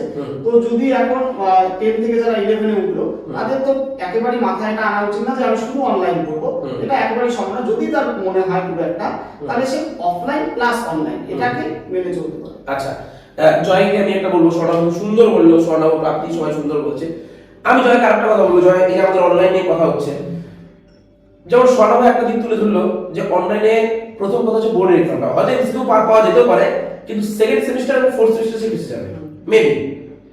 আমার প্রশ্ন হচ্ছে গাইডেন্স, এটা কিন্তু তোরা কথায় কথায় সবসময় কোথাও না কোথাও বললি কথায় যে গাইডেন্স একটা ইম্পর্টেন্ট রোল প্লে করে সায়েন্সে বা যে কোনো জায়গায় চলার পথে আমাদের কিন্তু গাইডেন্সটা খুব দরকার। অনলাইন পড়লে আমার সামনে শুধু কিন্তু ল্যাপটপ বা মোবাইলটা, আমি খুব ভালো স্টুডেন্ট, সাপোজ আমি খুব ভালো স্টুডেন্ট, আমার মক টেস্ট হচ্ছে, সব হচ্ছে, ঠিক আছে, কিন্তু এই যে গাইড করা যায় একটা স্টুডেন্টকে, সেই গাইডেন্সটা কি অফলাইন বেটার নাকি অনলাইন বেটার, কি মনে হয়? এই গাইডেন্সটা অফলাইন বেটার। আচ্ছা, কারণ অনলাইনে সেরকম গাইডেন্স থাকে না, কারণ কি অনলাইনে সামনে একটা মোবাইল থাকলো বা ল্যাপটপ থাকলো, সামনে একটা পড়াচ্ছে, আমরা দিয়ে বসে আছি, তার সামনে যে স্টুডেন্টের সামনে মোবাইল থাকলো, মোবাইল স্ক্রল করতেছে, এরকম হয়তো হয়ে যায়। তাই অনলাইনের থেকে অফলাইন অনেক বেশি গাইডেন্স থাকে। আমার স্যার প্রপার হয়তো পরীক্ষা নিচ্ছে, প্রপারে পড়াচ্ছে, একটা নির্দিষ্ট সময় আছে, খাতায় কোথায় ভুলটা হচ্ছে সেটা সার্কেল হচ্ছে। আর অনলাইনের ক্ষেত্রে দেখা যাচ্ছে যে তারপর ধর নির্দিষ্ট সময় আমাদের একটু টাইম দিল, ধর রাত 7টা থেকে 9টা অবধি ওদের ক্লাস অনলাইনে, ওই ক্লাসটা হচ্ছে তোর পরে দেখা যায়। তাই এরকম সে পরে কি আর দেখা হয়? এই যে আমার একটা প্রশ্ন, পরে কি আর দেখা হয়? সে পরে ক্লাসটা ব্যাকওয়ার্ড হয়ে যায় আস্তে আস্তে, আর সেই ব্যাকলগটাকে ক্লিয়ার করা সম্ভব হয়? ক্লিয়ার করা তো সম্ভবই না, কারণ কি প্রত্যেকদিন 2টা করে ক্লাস আসছে, আচ্ছা 3টা করে ক্লাস আসে। মানে নাকি প্রত্যেক সাবজেক্টে 2টা 3টা ক্লাস নাকি প্রত্যেকটা সাবজেক্টে এক একটা ক্লাস মিলায়? না না, ধরে নাও সপ্তাহে থেকে হচ্ছে তোর 7 দিন, 7 দিনের মধ্যে 6 দিন ক্লাস হবে। আচ্ছা, তার মধ্যে তোর প্রত্যেকদিন 2টা করে ক্লাস থাকে। আচ্ছা, ধর একটা বায়োলজি, জুলজি প্রাণী ভাগ করা থাকে, আচ্ছা, জুলজির জন্য 2টা ক্লাস আসলো, হ্যাঁ সপ্তাহে 2 দিন আসলো, ওটার দিকে এরকম করে 2টা করে ক্লাস করতে থাকে, 2টা ক্লাসের জন্য থাকে প্রত্যেকটা ক্লাসে 2 ঘন্টা করে থাকে, যার ফলে এই ব্যাকলগ হয়ে গেলে পরবর্তীকালে 2 ঘন্টা আর আগের 2 ঘন্টা এটা ম্যানেজ করা একদম কঠিন, খুব কঠিন হয়ে যাচ্ছে, খুব কঠিন হয়ে যাচ্ছে। ঠিক ঠিক ঠিক। আচ্ছা, এবার আমার প্রশ্ন হচ্ছে প্রাপ্তিকে, যে প্রাপ্তি আমরা অনেকটাই কথা বললাম, ক্লাস 10 থেকে পাস করার পরে যখন মানুষ 11 এ ওঠে, তখন বেশিরভাগ ছাত্রছাত্রী আমাকে যে জিনিসটা ভয় পায় সেই সাবজেক্টটার নাম ফিজিক্স আর কেমিস্ট্রি, ম্যাথের থেকেও বেশি। কি আমি ভুল বললাম কথাটা? ম্যাথের থেকেও বেশি ভয় পায় হচ্ছে ফিজিক্স আর কেমিস্ট্রিতে। তো এই ভয়টা কি ক্লাস 9 আর 10 এর ফিজিক্যাল সায়েন্সের ভয়, নাকি এই ভয়টা মানে এটা জাস্ট ওই চলে আসছে গতানুগতিক ভাবে এই ভয়, মানে এটা কেন হয়, এরকম কেন হয় যে ফিজিক্স কেমিস্ট্রিতে মানুষ এত ভয় পায় কেন? এটা তোর তোর পার্সপেক্টিভ এই বিষয়ে তুই কি বলতে চাস?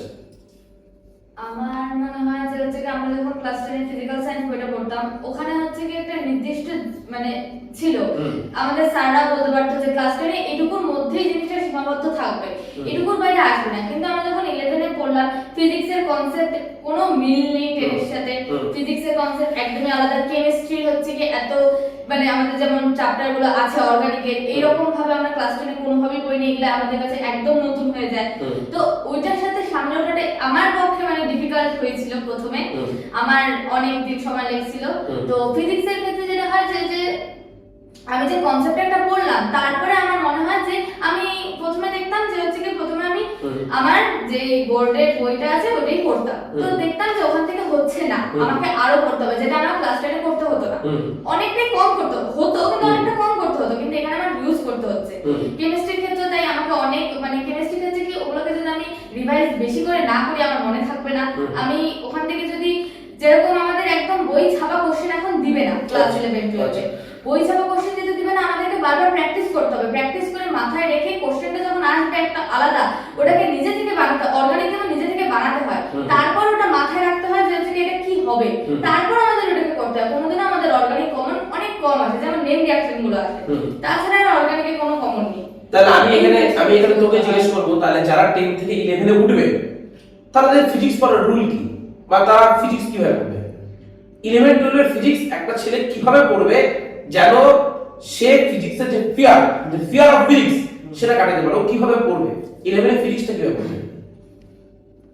তোর ব্যক্তিগত মতামত কি মনে হয়? প্র্যাকটিস করবে, ম্যাথ গুলো কিভাবে করবে, রিভিশন কিভাবে করবে, কতক্ষণ নিজেকে সময় দিবে, কি করবে? ফিজিক্সের ক্ষেত্রে তো ওই যে স্যার যেদিনকা পড়াবে ওটাকে হচ্ছে কি ওদিনকা পড়তে হবে, ওই বেসের হচ্ছে কি যখন আমি মানে স্যার যেগুলো আমাদের হোমওয়ার্ক দিল ওই হোমওয়ার্ক গুলো আগে আমাদের সবগুলো ঠিক করে রাখতে হবে একটা খাতার মধ্যে, যাতে আমাদের পরীক্ষার আগে মনে না হয় যে আমার কাছে এটা নেই আমার কাছে এটা নেই আমি কি করব, এটা যেন না হয়। তারপরে যখন আমি রিভিশনের পার্টে আসবো ফিজিক্সটা নিয়ে তখন আমাকে হাতে কলমে করতে হবে, দেখে গেলাম ওভাবে হবে না, কারণ এত কিছু কনসেপ্ট কোনোভাবেই মাথা থাকে না। যদি আমি হাতে কলমে করি হাতে কলমে করতে হলে কি হবে? আমাকে যদি কোনো একটা চ্যাপ্টার ধরে তুই হিসেবে বলিস, যে কোনো একটা চ্যাপ্টার ধরে, তাহলে আমাদের বুঝতে সুবিধা হবে। মানে স্যার চ্যাপ্টারটা পড়ালো, আমি সেখান থেকে কিভাবে নিব, আমি নিয়ে তার ইমপ্লিমেন্টেশন কিভাবে করব স্যারের, বা আমি দেখছি নিজেও পড়ার সময় যে ফিজিক্সের যে ম্যাথগুলো থাকে সেগুলা যদি চ্যাপ্টারের কনসেপ্ট খুব ভালো ক্লিয়ার না হয়, বা যদি ম্যাথের কনসেপ্টগুলো একটু ক্লিয়ার না হয়, আমি যদি খুব সামান্য জানি যে ইন্টিগ্রেশন বা এটসেট্রা যে ডেরিভেটিভ থাকে, মানে এটাকে আমি কিভাবে আগাবো, মানে এই জায়গাটা আমি কিভাবে রিলিফ দিব ছাত্রছাত্রীদের, কিভাবে কি বলবো? যদি বলো যে যেগুলো ম্যাথ হচ্ছে কি মানে কনসেপ্ট বেস হয় ওগুলো ম্যাথকে বেশি প্র্যাকটিস করতে হবে। আমি যে আমার ক্ষেত্রে হতো আমার প্র্যাকটিস বেশি না করলে পরে আমার মনে থাকে না, ওর জন্য আমি যেগুলো করতাম কি স্যার যেগুলো কনসেপ্ট ওয়াইজ ম্যাথ দিত ওগুলো হচ্ছে কি করার পর পাশে লিখে রাখতাম যে এরকম করলে এরকম হচ্ছে, এই জিনিসটা এটাতে করলে দেখা যাচ্ছে, কারণ আমার বেশি দিন মাথায় থাকতো না। যাদের এই প্রবলেমটা হয় তাদের এটা করা উচিত যে আমি লিখে রাখতাম, তারপর যখন আমি স্যারের পরীক্ষা বা আমার বোর্ডের পরীক্ষা যে রিভিশন দিলাম তাহলে আমি ওটাকে আমার মাথায় ঘোরালাম যে স্যার কি বলছিল, আমি যে লিখছি আমি এটা লেখার কারণটা কি, এটা আমি ওই ম্যাথের মাধ্যমে আমি রিলেট করতে পারবো, তখন আমার মাথায় কিছু আসবে। কারণ একটা আমাদের তো আর একটা বই একটা চ্যাপ্টার না, অনেকগুলো চ্যাপ্টার, ওখানে অনেক অঙ্ক থাকবে, তখন হচ্ছে কি আমি যদি খাতার মধ্যে একটু হলেও আমার ক্ষেত্রে অ্যাটেন্ড করতাম যে একটু হলেও যদি লিখে রাখি তাহলে আমার মাথায় ওটা পড়ার পর একটু আসবে যে হ্যাঁ এরকম এরকম হতো, আমি একটু বুঝতে পারবো। আচ্ছা, আমার এটা তাহলে প্র্যাকটিস মেক্স ম্যান পারফেক্ট। খাতা পেনটা আমাকে হাতে রাখতে হবে, তাই তো? ফিজিক্স মানে আমাকে খাতা পেন হাতে রাখতে হবে, ওই থিওরি করে লাভ নেই। রাইসা, কেমিস্ট্রিতে তোর কি বক্তব্য? আমি যতটুকু জানি কেমিস্ট্রি 3টা পার্টে ডিভাইডেড, ফিজিক্যাল, অর্গানিক আর ইনঅর্গানিক। আমি রাইট? হ্যাঁ, 4টা হবে। কিন্তু তাহলে কেমিস্ট্রি পড়ার রাস্তাটা কি? মানে প্রত্যেক, আমি যদি তোকে বলি ফিজিক্যাল কেমিস্ট্রি পড়ার রাস্তা কি, তুই কি বলবি আমাকে? ফিজিক্যাল কেমিস্ট্রির ক্ষেত্রে প্রথমত আর ফিজিক্যাল কেমিস্ট্রি কি ইনঅর্গানিক আর অর্গানিক থেকে ইজি হয়? মানুষ যে বলে, বা এটা কি সত্যি ট্রু যে ফিজিক্যাল কেমিস্ট্রি অর্গানিক ইনঅর্গানিক থেকে ইজি হয়? হয়। হ্যাঁ, তো কিভাবে ফিজিক্যালটাকে আমি রেডি করব? মানে পুরো কেমিস্ট্রিটাই হচ্ছে একটু প্র্যাকটিসের উপর ডিপেন্ড করে। যেমন প্রথমে তুমি তোমার বেসটাকে ক্লিয়ার করো না, কেমিস্ট্রির মানে কনসেপ্ট যেটা ক্লিয়ার করো না, তারপর হচ্ছে মানে অন্তত তুমি সপ্তাহে 7টা দিনের মধ্যে মানে 6টা দিন হচ্ছে যদি মানে ওই সাবজেক্টটাকে নিয়ে বসলা, মানে অ্যাটলিস্ট 1 থেকে 2 ঘন্টা তো টাইম দেওয়াই উচিত। টাইম মানে ওটাকে হচ্ছে বারবার তারপর মানে প্র্যাকটিস করলা, তারপরে রিভিশন করলা, আমার মনে হয় যে এইভাবেই মানে আচ্ছা, স্বর্ণাবর দিকে যদি আমি আসি, স্বর্ণাবর সব থেকে টাফেস্ট জায়গা স্টুডেন্টরা যখন আমাকে বলে, বা আমি নাম নিব না, কিছু কেমিস্ট্রি স্যারের কাছ থেকেও শুনি যে ইনঅর্গানিক পড়ার কি নিয়ম মনে হয় স্বর্ণাবর? তোর এবার কেমিস্ট্রি পরীক্ষা কেমন হলো, আর ইনঅর্গানিক কিভাবে পড়বে ছাত্রছাত্রীরা? প্রথম কথা তো ইনঅর্গানিক যেহেতু একটা স্পেসিফিক পার্ট কেমিস্ট্রি, সেটাকে কেমিস্ট্রি দিয়ে বলবো। সেটা হচ্ছে ফিজিক্যাল সায়েন্স আর কেমিস্ট্রির মধ্যে তো একটা হিউজ ডিফারেন্স। যারা 10 থেকে 11 উঠবে তারা বেশ টের পাবে আর কি কতটা ডিফারেন্স আছে। তো এখন কথা হচ্ছে কেমিস্ট্রি দিয়ে যেহেতু টিচারের প্রসঙ্গ উঠলো, কেমিস্ট্রি নিয়ে আমি প্রথমেই এটা বলবো যে প্র্যাকটিস যতই হোক আর practice makes a man perfect, যতই আর কি কথা হোক, কিন্তু সবার আগে প্রয়োজন সঠিক টিচার। কারণ বায়োলজির অনেক টিচার রয়েছে আর কি আলিপুরদুয়ারে, তার মধ্যে ওয়ান অফ দ্য বেস্ট হচ্ছে স্যার, সরি বলি আর চেষ্টা করি তোরা বলিস এগুলা যাই হোক আর কি। আর তারপর ফিজিক্সেরও যথেষ্ট ভালো টিচার রয়েছে, নাম নিচ্ছি না। যেটা আমার ব্যক্তিগত মনে হয়েছে আর কি যে কেমিস্ট্রির টিচার ঠিক বলবো না, তবে কেমিস্ট্রি এটুকুই বলবো যে প্রপার গাইডেন্স দরকার। প্রপার গাইডেন্স মানে কি, স্টুডেন্ট হিসাবে আমি যদি আমার কথা বলি, তুই তোর কথাই বল না, আমি আমার প্রত্যেকের প্রসপেক্ট কিন্তু পড়াশোনা আলাদা, তোর কথাই বল। আমি যদি বলি যে 11 এ আমি টিচারের গাইডেন্স ফলো করেছিলাম যথেষ্ট ভাবে, কিন্তু তারপর গিয়ে যেটা আমি মনে হয়েছে পরীক্ষা বসার সময় যে কোথাও না কোথাও মানে আমি যদিও আমার বেস্টটা দিই পরীক্ষায়, কিন্তু সেটার সঠিক প্রকাশটা যেন পাচ্ছে না। কোনো জায়গায় আমার বোঝাতে হয়তো খামতি রয়েছে, কিংবা টিচারের বোঝাতে খামতি রয়েছে, কিন্তু আমি তারপর ভাবলাম যদি আমার কোথাও ল্যাগ থাকে তাহলে পরবর্তীতে আমি সেটা ক্লিয়ার করব। এজন্য আমি 11 পরবর্তীতে মানে নেক্সট সেমিস্টারে ক্লাস, এজন্য আমি 11ই সেটাকে টার্গেট দিলাম, তাহলে আমি বুঝতে পারবো যে টিচারের কোথাও ফল নাকি আমার ফল। কিন্তু প্রথমটা আমার ভালো হয়নি, তা আমি দ্বিতীয়তে কি করলাম, টিচারের সমস্ত একদম গাইডেন্স ফলো করলাম, প্লাস নিজেরও করলাম, কিন্তু তা তো রেজাল্টে খুব একটা হেল্পের দেখা গেল না। তখন আমি বুঝলাম যে এটা টিচারের কোথাও একটা নিশ্চয়ই কিছু তো একটা অসুবিধা রয়েছে। তো এই জন্য তারপরে আমি 12 এ টিচার চেঞ্জ করলাম। তো চেঞ্জ করার পর সেটা আমার ক্লিয়ার হলো। এখন আমি এটা কেন বললাম বিষয়টা, এটা কোন টিচারের সম্পর্কে খারাপ মন্তব্য না, এটা একেবারেই না স্টুডেন্ট হিসেবে এটা এটা যেহেতু একটা পডকাস্ট হচ্ছে, এখানে একটা সেমিনার টাইপের হচ্ছে, অনেকে এটাকে দেখবে, জুনিয়ররা দেখবে, যাতে তাদের আমার মতো অসুবিধা না হয় তার জন্য এটা বলা যে কেমিস্ট্রির ক্ষেত্রে টিচার একটা বিরাট ম্যাটার করে। যে কারণ বায়োলজির টিচার ভালো পড়ায় এবং অনেক টিচার রয়েছে, ফিজিক্সও পড়ায় যথেষ্ট ভালো টিচার রয়েছে, স্টুডেন্টও যদি তার ফুলটা দেয় তাহলে সে পাবে। কিন্তু কেমিস্ট্রিতে যেটা আমি ফলো করেছি যে যদি টিচার ঠিক না থাকে, ঠিক না মানে কি, যদি তার স্টুডেন্টকে বোঝানোর কায়দাটা ঠিক না থাকে, তাহলে স্টুডেন্ট হাজার চেষ্টা করুক সে আলটিমেট পরীক্ষায় গিয়ে তার ল্যাক সে পাবে, যেটা আমি পেয়েছি। তো এর জন্য আর তারপর দ্বিতীয় যে কোশ্চেনটা ছিল যে 12 এ আমার কেমন হলো, 12 এ আমার যথেষ্ট ভালো হয়েছে। তার কারণ ছিল হচ্ছে টিচার। তো টিচারের বিষয়টা ছিল কি, আমি টিচারের নাম নিব না, কার কাছে আমি পড়েছি, কিন্তু ব্যাপারটা হচ্ছে টিচার যে ম্যাটার করে সেটা আমি এখন বুঝতে পারলাম। এবং পরবর্তীতে আমাকে যেই জিজ্ঞেস করুক, টিচার হোক বা স্টুডেন্ট হোক, তাকে আমি প্রথমেই বলবো টিচার সিলেকশনটা খুব একটা ম্যাটার করে। তুই এই দারুণ একটা প্রশ্ন বললি আমাকে যে স্যার টিচার সিলেকশন ম্যাটার করে, ঠিক আছে? তার মানে কি, এটা কিন্তু সবাই কিন্তু জিজ্ঞেস করবে, এটা ইচ এন্ড এভরিওয়ান। একজন স্টুডেন্ট 10 থেকে যখন 11 হয়, দেখ ভাই আমি আমার ক্ষেত্রে দেখছি অনেকে কি হয় 10 পর্যন্ত, আমি আমার সাবজেক্টেই বলি, আমি বাকিটা আমি অন্য সাবজেক্টে যাচ্ছি না, যেহেতু বিষয়টা জানি না। 10 পর্যন্ত লাইফ সায়েন্সটা অনেকে কি করে, physics chemistry physical science, life science আর ম্যাথ একসাথে করে, এবং সেখানে বেশিরভাগ ক্ষেত্রেই বলছি সেখানে লাইফ সায়েন্সটা কিন্তু একটা মুখস্থ বিদ্যা দিকে চলে যায়, যেটা একদমই না তোরা ভালো মতো জানিস যে লাইফ সায়েন্স কখনো মুখস্থ বিদ্যা না। কারণ আমরা প্রথম থেকে যে সায়েন্স মানে এটা একটা কনসেপচুয়াল জায়গা। এবার কি হচ্ছে ভাই, যে ধর 11 এর শুরুতে আমি পড়ানো শুরু করলাম, আমার কাছে যারা পড়তো এবং নতুন কয়েকজন আসলো, 3 মাস পর বা 4 মাস পরে ধর অন্য কোনো স্যারের থেকে আমি নাম নিচ্ছি, হয়তো তার পছন্দ নাও হতে পারে, সবার যে আমাকে পছন্দ হবে সেটাও না, আমাকে অনেকের পছন্দ না, আলাদা ব্যাপার। ধর সেই স্যারের কাছ থেকে আমার এখানে আসলো, এখানে আসার পর তাকে যখন আমি ধরলাম ব্যাপারটা, একটা কিন্তু আমি দেখলাম যে ল্যাক অফ কোথাও একটা থেকে যাচ্ছে, অনেকে থাকছে অনেকে থাকছে না, কিন্তু 80% বা 70% ক্ষেত্রে আমি দেখলাম থাকছে। তো এই যে শুরুতে যে টিচার সিলেকশনটা, যে 11 এ ওঠার পর আমি একটা এমন স্যারের কাছে পড়বো যে কোনো সাবজেক্ট যেটা আমি 12 অবধি শেষ করব, সেটা কি ইম্পর্টেন্ট? আমি লাইফ থেকে বলবো সেটা কি ইম্পর্টেন্ট, মানে টিচার সিলেকশনটা সাবজেক্টটাকে গ্রো করার জন্য কতটা ইম্পর্টেন্ট রাইট মনে হয়? প্রথমত টিচার আর আমি আরেকটা কথা মাঝখানে বলি, প্রথমত একটা ভালো রেজাল্ট করতে গেলে একজন টিচারের ভূমিকা কিন্তু 25%, এটা আমি প্রথমে বলি। মানে একটা সাবজেক্ট যদি 100% হয়, কোনোদিনও টিচারের ভূমিকা 100% না, ম্যাক্স টু ম্যাক্স 25 থেকে 30%, বাকি কিন্তু স্টুডেন্টের ভূমিকা। এই 25-30%-এও মানে টিচার সিলেকশনটা কতটা ইম্পর্টেন্ট?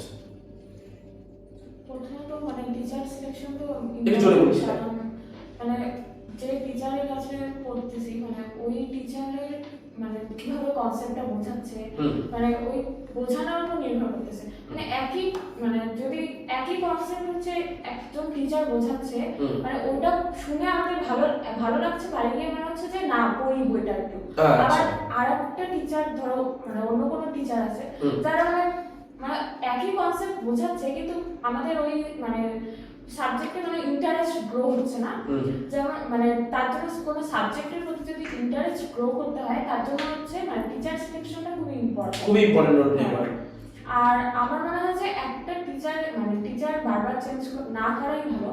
কারণ অনেক সময় কি হয় মানে টিচারের আমি একটা টিচার থেকে আরেকটা টিচার কাছে গেলাম, ওখানকার একটা পরিবেশের সাথে মানে ম্যাচ নিজের ভাইবটা ম্যাচ করাতে অনেক সময় লেগে যায়।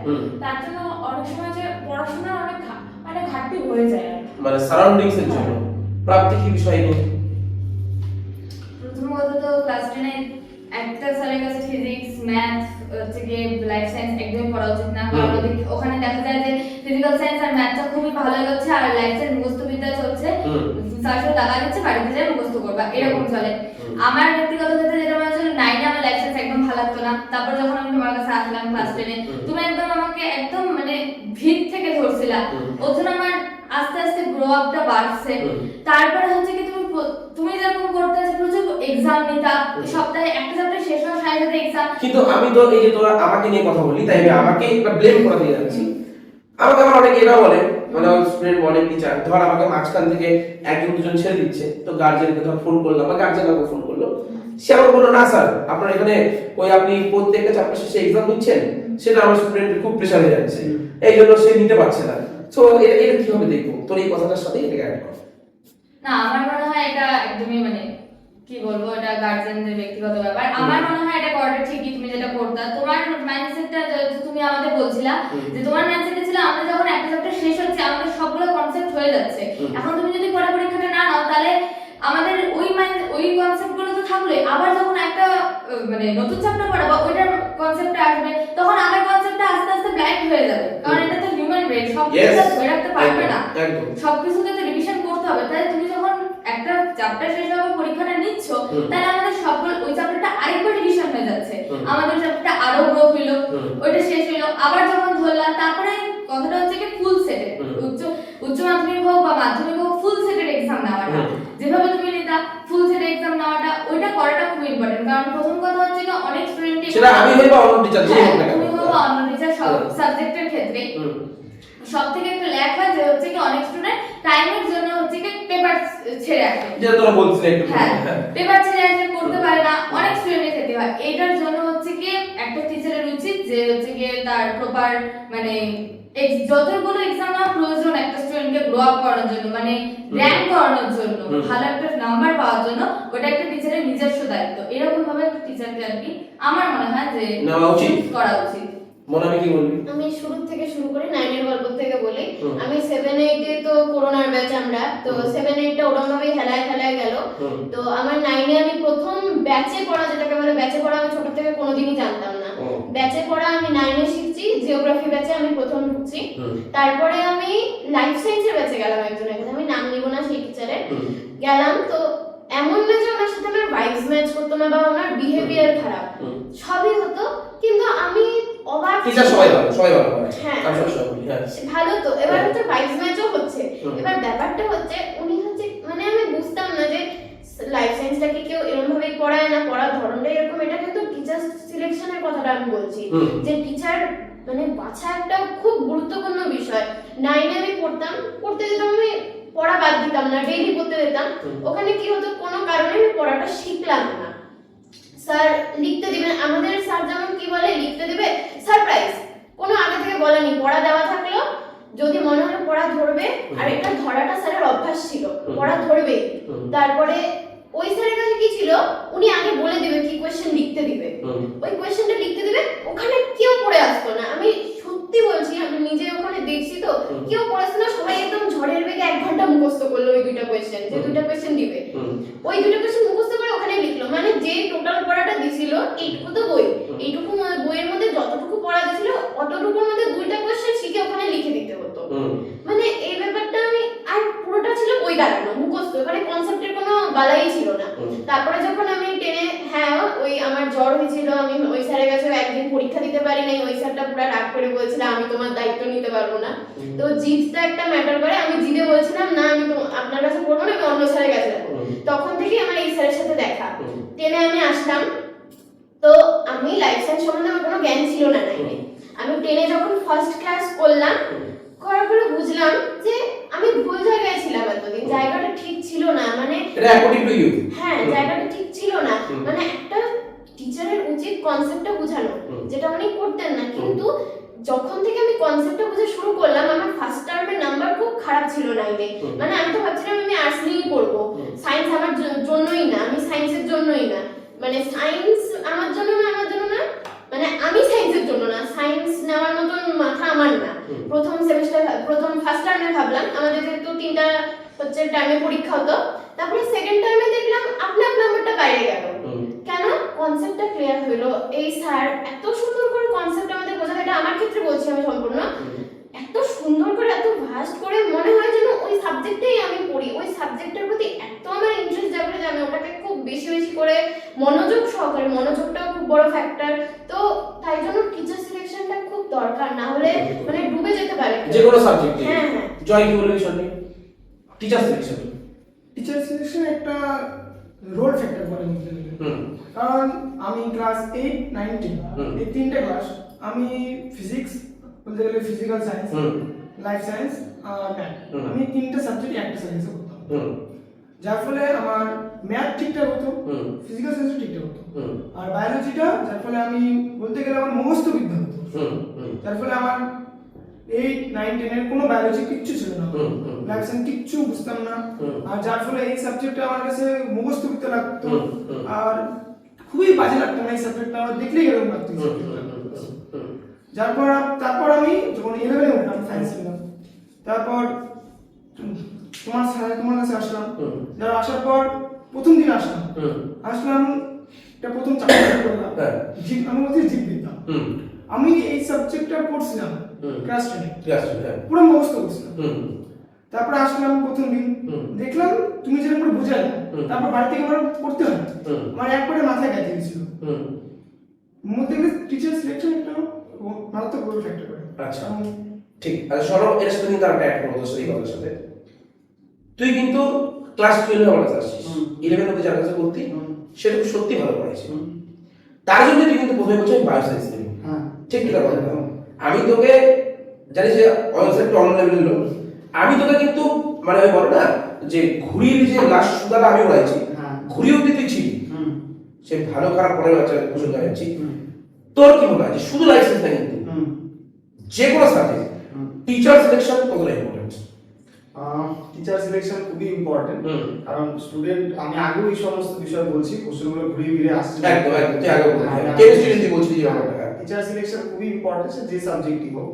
সায়েন্সের করলে সায়েন্সের সাবজেক্টের আলোকপাত করলে তো খুবই important, physics, chemistry, math, biology. আর যদি আমি আমার কথা এবার আসি, এটা তো হলো বিষয়টা, টিচার সিলেকশন খুবই ইম্পর্টেন্ট। তো 9, 10 আমি যার কাছে পড়েছি, সেও one of the best teacher, একদম স্যারেরই মতো। তো সেও আমাকে খুব ভালো করে পড়িয়েছে বলেই স্যার যেটা বললো, আমার বায়ো সায়েন্সে যাওয়ার একটা প্রবণতা আমার বাড়ছে। তারপর শেষ চেষ্টাটা স্যারের যেহেতু অক্লান্ত পরিশ্রম, তারপর এখনো আমার সেটাতে নটল রয়েছে যে আমি এদিকে আগাবো।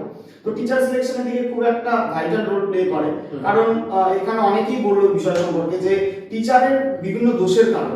তার এখন আমার বক্তব্য হচ্ছে, সে যেহেতু তার জীবিকা নির্বাহের জন্য এই প্রফেশনটা বেছে নিয়েছে, এখন একজন স্টুডেন্টকে শেষ পর্যন্ত দাঁড় করানোর পুরোপুরি দায়িত্ব তার, সে যে কোনো কষ্টে হোক, তাকে যে কোনো মূল্যেই তাকে।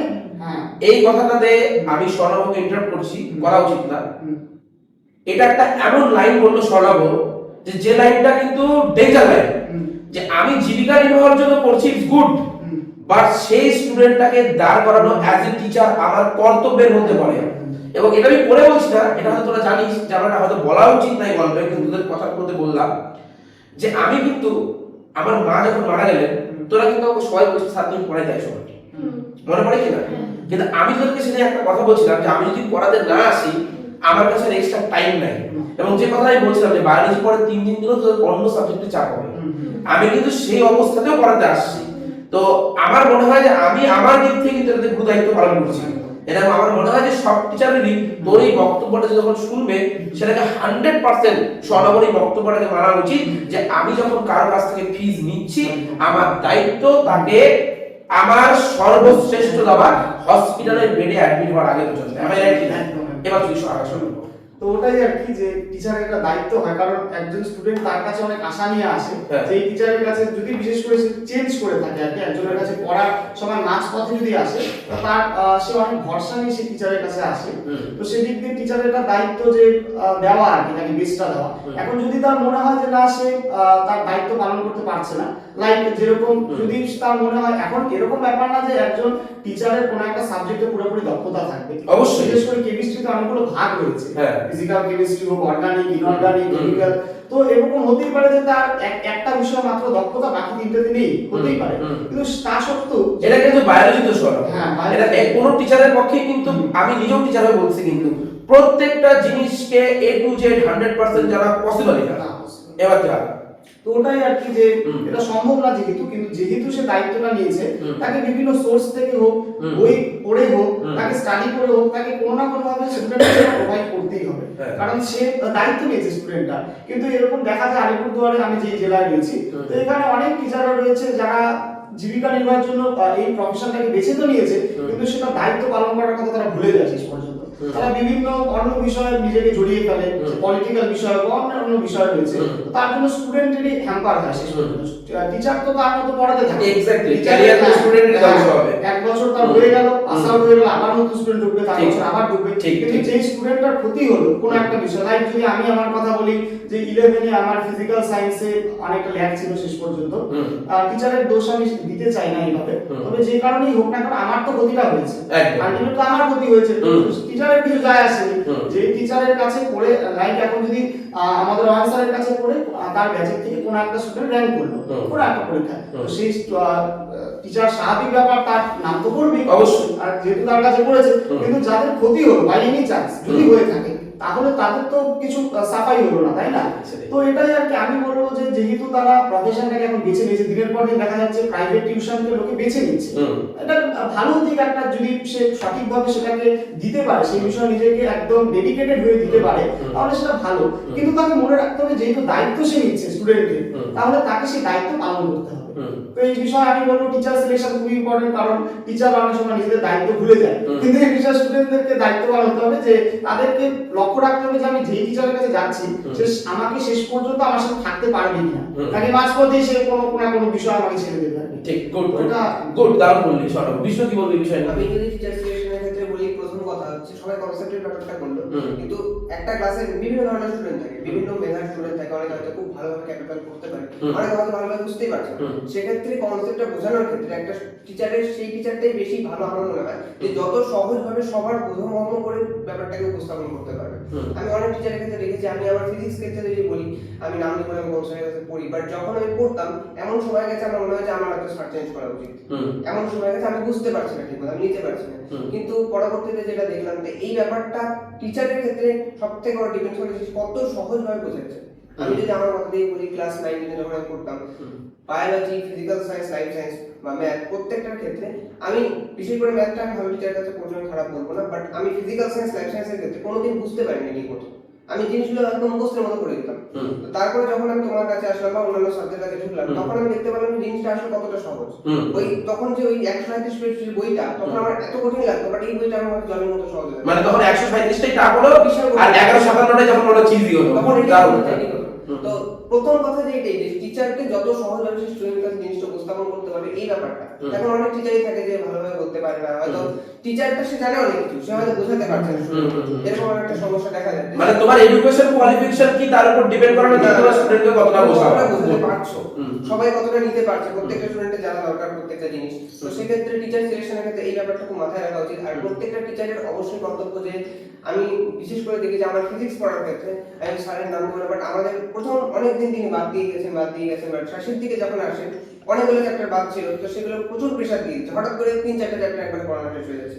তখন কি হচ্ছে, মানে ওই লোডটা আমরা নিতে পারছি না, কারণ প্রত্যেকটা সাবজেক্টে আমাদের পড়তে হয়। এই যে কথাগুলো আমরা আজকে আলোচনা করছি এটা কিন্তু প্রত্যেকটা জিনিস তো ঘরে ঘরে আলোচনার ব্যাপার বিষয়, কিন্তু যেটা কিন্তু বাইরে বেরোচ্ছে না, এবং আমরা মানে আমি তো কিন্তু বুঝতে পারছি না যে অ্যাকচুয়ালি হচ্ছে নাকি। আচ্ছা আমি এখানে আরেকটা প্রশ্ন জিজ্ঞেস করবো যে আমরা বুঝলাম টিচার সিলেকশনটা একটা ইম্পর্টেন্ট। এই বছরে আমার কাছে অনেক কোয়ারি আসছে যে, যেমন আমি আমার ক্ষেত্রে বলি, আমি জানিস তোদের প্রত্যেকটা ব্যাচে 20-22 জন পড়াই, প্রত্যেকটা ব্যাচে 20-22 জন 23 জন পড়াই। এটা পড়তে গিয়ে সুবিধাও আছে অসুবিধাও আছে। আমি বিষ্ণু থেকে শুরু করবো এবার। সংক্ষেপে বলবি সুবিধা কি অসুবিধা কি? সত্যি কি অসুবিধা হয় নাকি কম্পিটিশনের দিক থেকে ভাবলে দারুণ সুবিধা হয়? যেটা সব থেকে বেশি আমি তো কম্পিটিশনটাকে দেখছি স্বর্ণপদের কাছে। শুরু করি আমি বিষ্ণু। সুবিধার ক্ষেত্রে প্রথম কথা হচ্ছে আমি কোন জায়গাটায় আছি সেটা সব থেকে ভালো বোঝা যায়। একটা পরীক্ষা নেওয়া, তুমি মনে করো চ্যাপ্টার শেষে আমি কতটা নাম্বার পাচ্ছি বা আমার কোন কোন জায়গায় উইক পয়েন্ট আছে সেটা আমি বুঝতে পারলাম। প্রত্যেক কিরকম ভাবে পড়াশোনা করছে, আমাকে কিভাবে নিজেকে ডেভেলপ করা উচিত। বা আমি যদি বলে যাই আমি একা পড়ছি টিচারের কাছে, আমি কিন্তু বুঝতে পারছি না অন্যরা কিভাবে পড়ছে বা এনভায়রনমেন্টটা কিরকম চলছে, পরীক্ষায় যে আমাকে কিরকম অ্যাক্ট করতে হবে, কিরকম ভাবে আমাকে খাতায় লিখতে হবে, এই বিষয়গুলো একা পড়লে কখনোই বুঝতে পারবো না। যখন আমি দেখছি আবার আরেকটা বেনিফিট আমি যদি বলি, যখন তুমি পড়াচ্ছ হয়তো আমার মাথায় সেই প্রশ্নটা আসেনি, অন্যজনের মাথায় সেই প্রশ্নটা আসলো, তখন কিন্তু সেই বিষয়টা আমাকে আরো ভালোভাবে বুঝতে সাহায্য করে। অনেক প্রশ্ন হয়তো বাড়িতে বসলাম তখন আমার মাথায় প্রশ্নটা আসলো, সেই সমস্ত সুবিধা।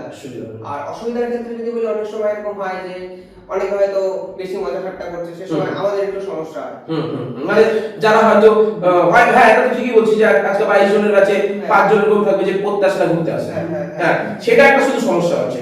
বাকি মানে আমি যে 100% এর মধ্যে বলি, সে মানে একটা যদি তোকে কথা বলতে সেটা কি বেনিফিট হচ্ছে, মানে অ্যাকচুয়ালি 25 জনের ব্যাচে পড়াটা কি সবার ক্ষেত্রে বলছি আমি 25 জনের ব্যাচে পড়াটা কি মানে এই যে গোটা কনসেপ্ট থেকে সেটা কি আদতে বেনিফিট নাকি আমার মত কি বক্তব্য যে না স্যার 7-8 জন 10 জনের গ্রুপটাই বেটার, তোর কি বক্তব্য নাকি সাবজেক্টের উপর ভ্যারি করে সেটা বলতে চাচ্ছি। প্রথমে যদি ওই বিষয়টা বলি, একটা গার্জিয়ানদের ব্যাপার থাকে আর কি। হ্যাঁ এক্স্যাক্টলি দারুণ বললি।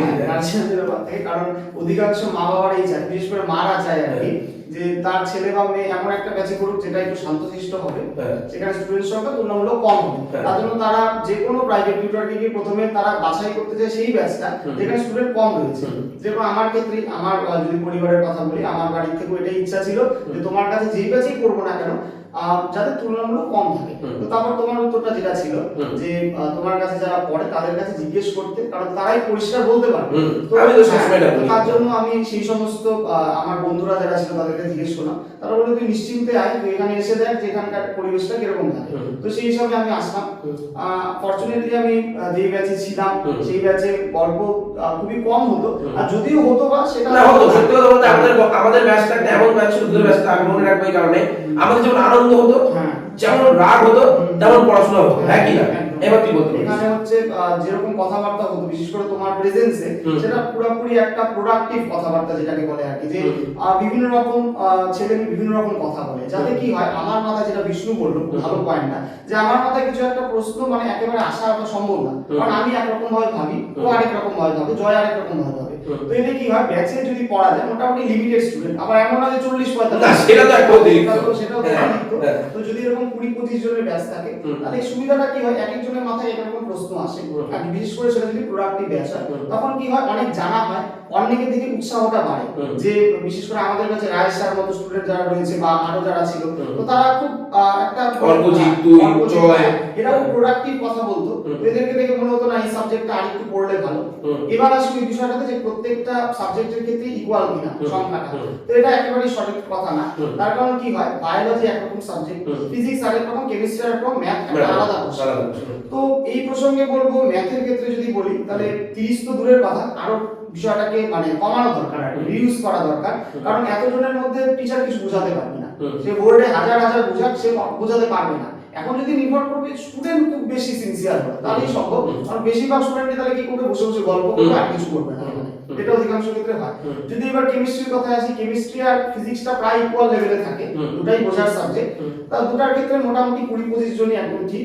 বায়োলজির ক্ষেত্রে ব্যাপারটা কি হয়, বায়োলজির ক্ষেত্রে যদি সংখ্যাটা একটু ইনক্রিজও করা যায়, যেমন যদি আমি 25 থেকে ওটাকে স্লাইড বাড়িয়ে 30 এর কাছাকাছিও নিয়ে যাই, 27-29, সেটাও কিন্তু খুব একটা খারাপ নয়। তার কারণ সেটা নির্ভর করবে একটা মানে কি বলবো এমন একটা ঘর যেই ঘরে একটা পড়ার পরিবেশ রয়েছে, যেমন তুমি যে ব্যবস্থাটা করেছো আর কি, তো এখন এই ঘরে এমন এর থেকে বেশি পরিবেশ হয় না, এর থেকে বেশি পরিবেশ হয় না, থেকে হয় না পরিবেশ। আলিপুরদুয়ারে খুব কম টিচারের কাছে এই সমস্ত ফ্যাসিলিটি রয়েছে। তো এর জন্য আমি মনে করি বায়োলজির ক্ষেত্রে স্টুডেন্টের সংখ্যাটা একটু বাড়ালেও কোনো ক্ষতি নেই, কারণ সেটা নির্ভর করবে তোমার মতো টিচাররা যদি পড়ায়, তোমার মতো টিচাররা যদি পড়ায় তাহলে সেটা 30 জনই হোক, এর বেশি না হলেই ভালো। মানে তাকে মানে তুই তোমার মতো বলতে এটা বলতে চাচ্ছি যে সে ব্যাচে যখন আসবে আনন্দ থাকবে কিন্তু ভয়ও থাকবে যে স্যার পড়াটা করবে এবং স্যারের চোখটা লাস্ট বেঞ্চে থাকবে আগে। ঠিক বললাম কিনা কথা? তোমার টিচারের উপরই আলটিমেট কিন্তু ঘুরে ফিরে ব্যাপারটা টিচারের কাছেই আসছে, কারণ পড়াটা স্টুডেন্টের তো ঠিক আছে 25% টিচারের, বাকি 75% ওটা স্টুডেন্টের, কিন্তু ঘুরে ঘুরে টিচারের কাঁধেই ব্যাপারটা আসে যে সে কিভাবে দিচ্ছে। দেখো আলটিমেট টিচারের কাছে ব্যাপারটা আসলে টিচার কিভাবে ঘরটা সাজাচ্ছে, তার ঘরে কিভাবে তার নজর থাকছে, সে স্টুডেন্টকে কতটা প্রায়োরিটাইজ দিচ্ছে, সে তার ঘরে কি কি সরঞ্জাম রেখেছে। তো এই বিষয়ে আমি বলবো যে ঠিক আছে মোটামুটি 25-26 জন, এটা কোনো সমস্যাই নেই, কোনো সমস্যাই নেই।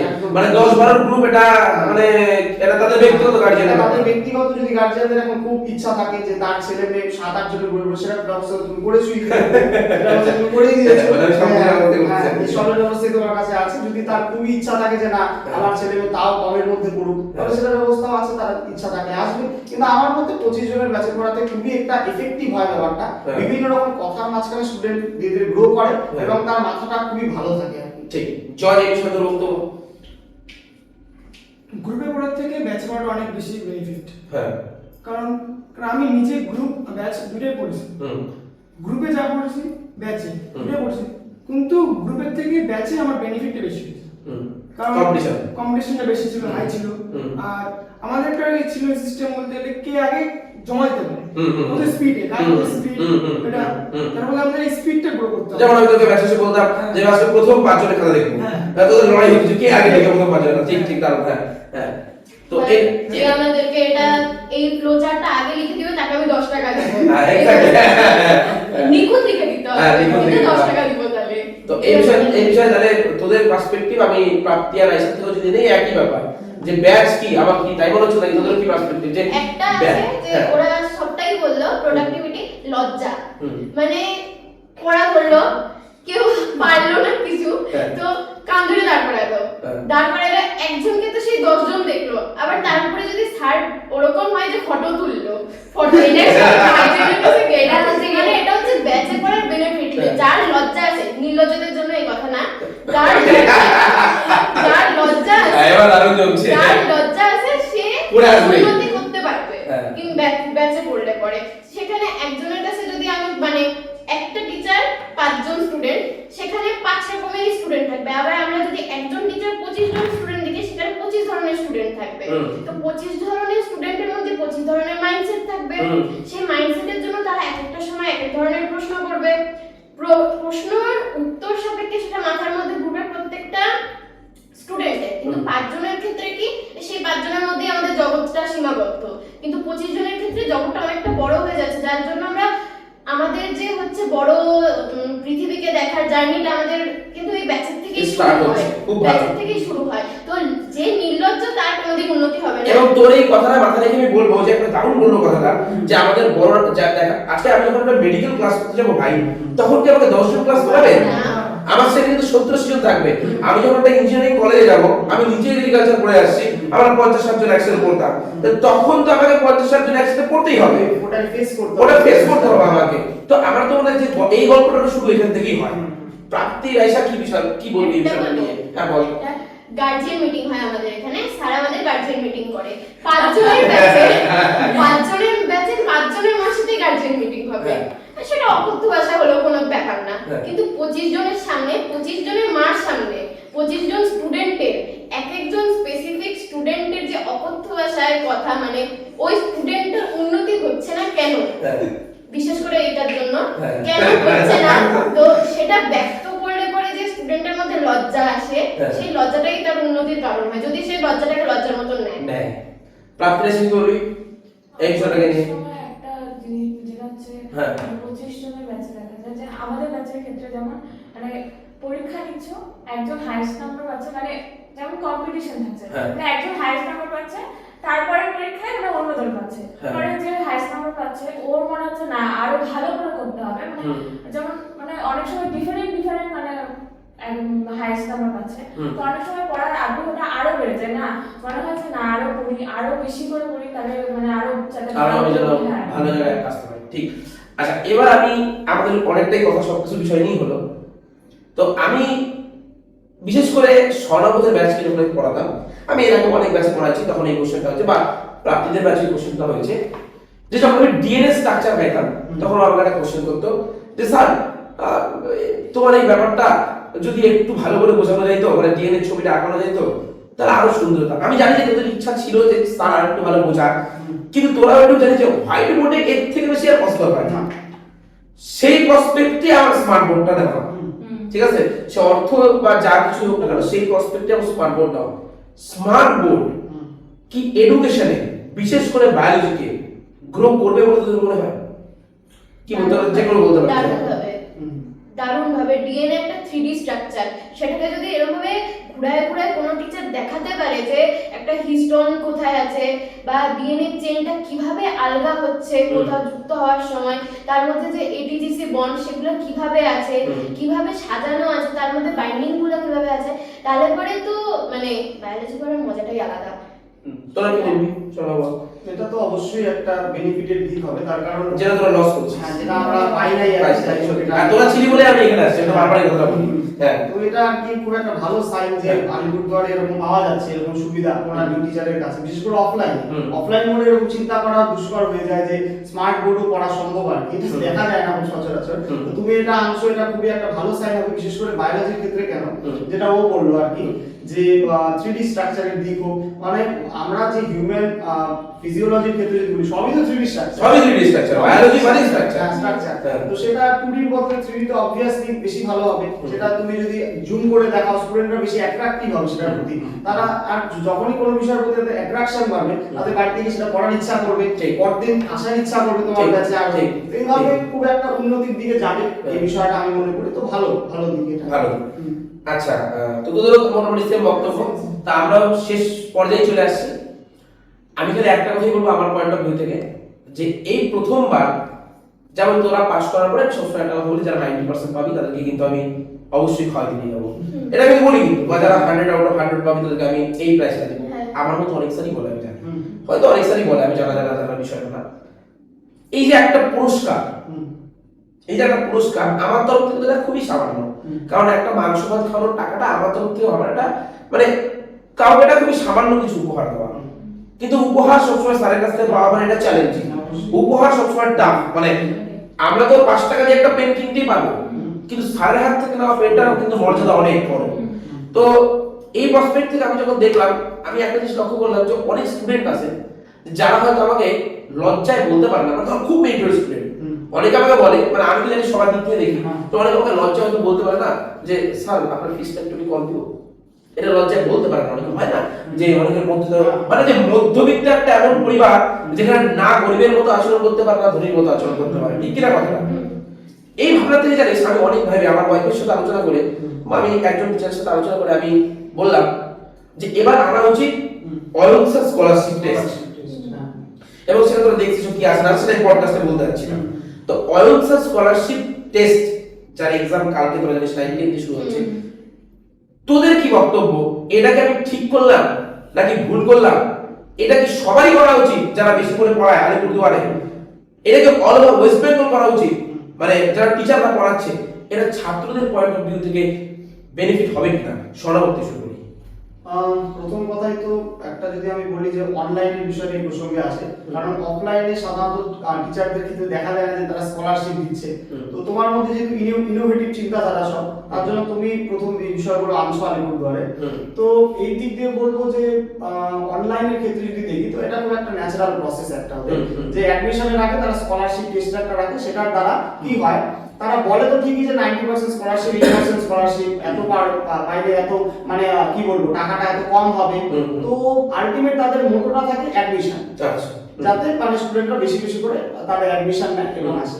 কিন্তু যদি আমি স্বার্থের দিকও দেখি, তোমার ক্ষেত্রে যদি দেখি, কিন্তু সেটা অনেক বেশি ভালো হবে। তার কারণ কি, যেটা তুমি আলোকপাত করলা যে অনেক স্টুডেন্ট থাকে যারা জাহির করতে পারে না, একদম যে বিষয়টা যে স্যার আমার প্রবলেম রয়েছে, আমি এতটা ফিজও আমি ঠিক অ্যাফোর্ড করতে পারছি না, কিন্তু সেদিক থেকে এই বিষয়টা খুবই একটা ভালো হবে যদি বেশি বেশি স্টুডেন্টরা অংশগ্রহণ করে। তখন কি হবে, তুমি যে ফার্স্ট প্রাইজ মানিটা রেখেছো বা সেকেন্ড বা থার্ড, তো এটা তো এটা খুব যে ফার্স্ট হবে বা সেকেন্ড হবে, যদি জেনুইনলি সে যদি ওই তোমার যে যেটা মাইনেটা তুমি নাও যদি অ্যাফোর্ড সে করতে না পারে এবং সেই পজিশনটা পায়, তাহলে নিশ্চয়ই সে মেরিটোরিয়াস, এবং সেদিক দিয়ে দেখলে খুবই সে বেনিফিটেড হলো, সে সারা বছর পড়ার সুযোগ পেলো, প্লাস বিভিন্ন রকম সুবিধাও পেলো তোমার কাছ থেকে। তো এই বিষয়টা তো অবভিয়াসলি খুবই ভালো, এবং আমার মনে হয় যে যদি টিচারের সামর্থ্য থাকে, বিশেষ করে বর্তমান পরিস্থিতিতে অনেক টিচার রয়েছে তারা অনেক স্টুডেন্ট পড়ায়, কিন্তু পড়ানোর সত্ত্বেও তাদের সংকীর্ণ মন থাকে, যে তারা মানে কি বলবো, তাও স্টুডেন্টদের ক্ষেত্রে তারা খুব একটা সহনশীল হয় না এবং নিজেদের মতো চলতে চায়, তারা শুধু পড়ানোটাই তাদের দায়িত্ব হয়, কিন্তু শুধুমাত্র টিচারের কাজ পড়ানো না, টিচারের অনেক কাজ থাকে আর কি, তাছাড়া স্টুডেন্টকে কিভাবে এক জায়গায় দাঁড় করাতে হয়। তো সেদিক দিয়ে এটা অবভিয়াসলি খুব ভালো একটা ইনিশিয়েটিভ তোমার স্কলারশিপ টেস্ট, এবং সেটা আমি মনে প্রাণে চাইবো এই বিষয়টা যাতে পশ্চিমবঙ্গে না হলো আলিপুরদুয়ারে যাতে যে সমস্ত টিচাররা মাস একদম এফেক্টে তারা পড়ায়, অনেক স্টুডেন্ট পড়ায়, তাদের উচিত এটা পড়া স্টুডেন্টদের ক্ষেত্রে উৎসাহ দিতে, কিংবা সেই সমস্ত স্টুডেন্টদেরকে আইডেন্টিফাই করতে যারা জেনুইনলি তারা মেরিটোরিয়াস কিন্তু আর্থিকভাবে একটু দুর্বল। তো সেটা খুবই একটা ভালো, এবং আমার মতে কোনো টিচারেরই জেলাসি হওয়া উচিত না, এই ক্ষেত্রে জেলাস হওয়া উচিত না, কারণ যে বিষয়টা করছে তাকে উৎসাহ দেওয়া উচিত, যে সে করছে তো ভালো দিক, সে আমাদের থেকে ডিফারেন্ট চিন্তা করে সেই সব কাজ করছে, কিন্তু সেই বিষয়ে স্টুডেন্টকে টিচারকে অ্যাপ্রিশিয়েট করা উচিত, তার সম্পর্কে জেলাসি হওয়া উচিত না যে ও আমাদের পথে বাধা হয়ে দাঁড়াচ্ছে। কারণ বর্তমান সমাজ ব্যবস্থায় একজনকে নামাও উঠো, এটাই ট্রেন্ড দাঁড়িয়েছে, তো আমি বলবো এরকম না করে নিজেদেরকে উদ্যোগ নেওয়া উচিত, যে সে যখন করছে তাহলে আমার যদি সামর্থ্য থাকে আমিও সেটা করি। তো দেখতে তোমার খুব ভালো চিন্তাধারা, অনেকের মাইন্ডসেট দ্বারা চেঞ্জ হবে অনেক টিচারের। ঠিক বিষ্ণু কি বলবে এই মতামতটা নিয়ে? এই ক্ষেত্রে অনেক স্টুডেন্টের ক্ষেত্রে যেটা তুমি প্রথমেই বললা যে এফোর্ট থাকে না সব ক্ষেত্রে দেওয়ার, তাদের ক্ষেত্রে কি হবে, একটা পড়াশোনার প্রতি আগ্রহটা আসবে, তো তাদের ক্ষেত্রে তারা যখন এক্সামটা দিবে, তারা যখন একটা ভালো নাম্বার পাবে বা ভালো একটা স্থান যখন তারা পাবে, তখন নানা সুযোগ সুবিধা তোমার থেকে তারা পাবে, তখন তারা এটাই দেখতে পাবে যে হ্যাঁ আমি কিন্তু আমার যে যতটুকু ক্যাপাবিলিটি আমি দিয়েছি এবং সেই অনুযায়ী আমি কিন্তু ফলো পাচ্ছি। তো সেক্ষেত্রে তাদের যে মনের মধ্যে নানা দ্বিধা দ্বন্দ্ব হবে, এটাকে স্যারকে বলবো কি বলবো না, এই ধরনের যে সমস্যাগুলো এগুলো কিন্তু আর তাদের মধ্যে আসবে না। ঠিক কি বলি জয় বিষয় নিয়ে?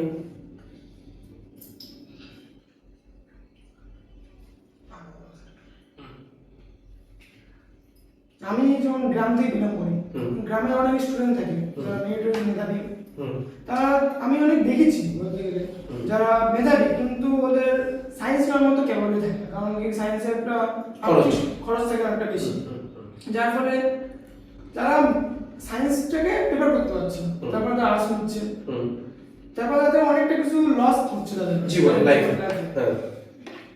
তোমার যে স্কলারশিপ শুরু করছো, যার ফলে তারা খুব সহজেই সায়েন্সটাকে গ্রহণ করতে পারে, যার ফলে এফোর্ট করতে পারে, সে মেরিটোরিয়াস হলেই গ্রহণ করতে পারে।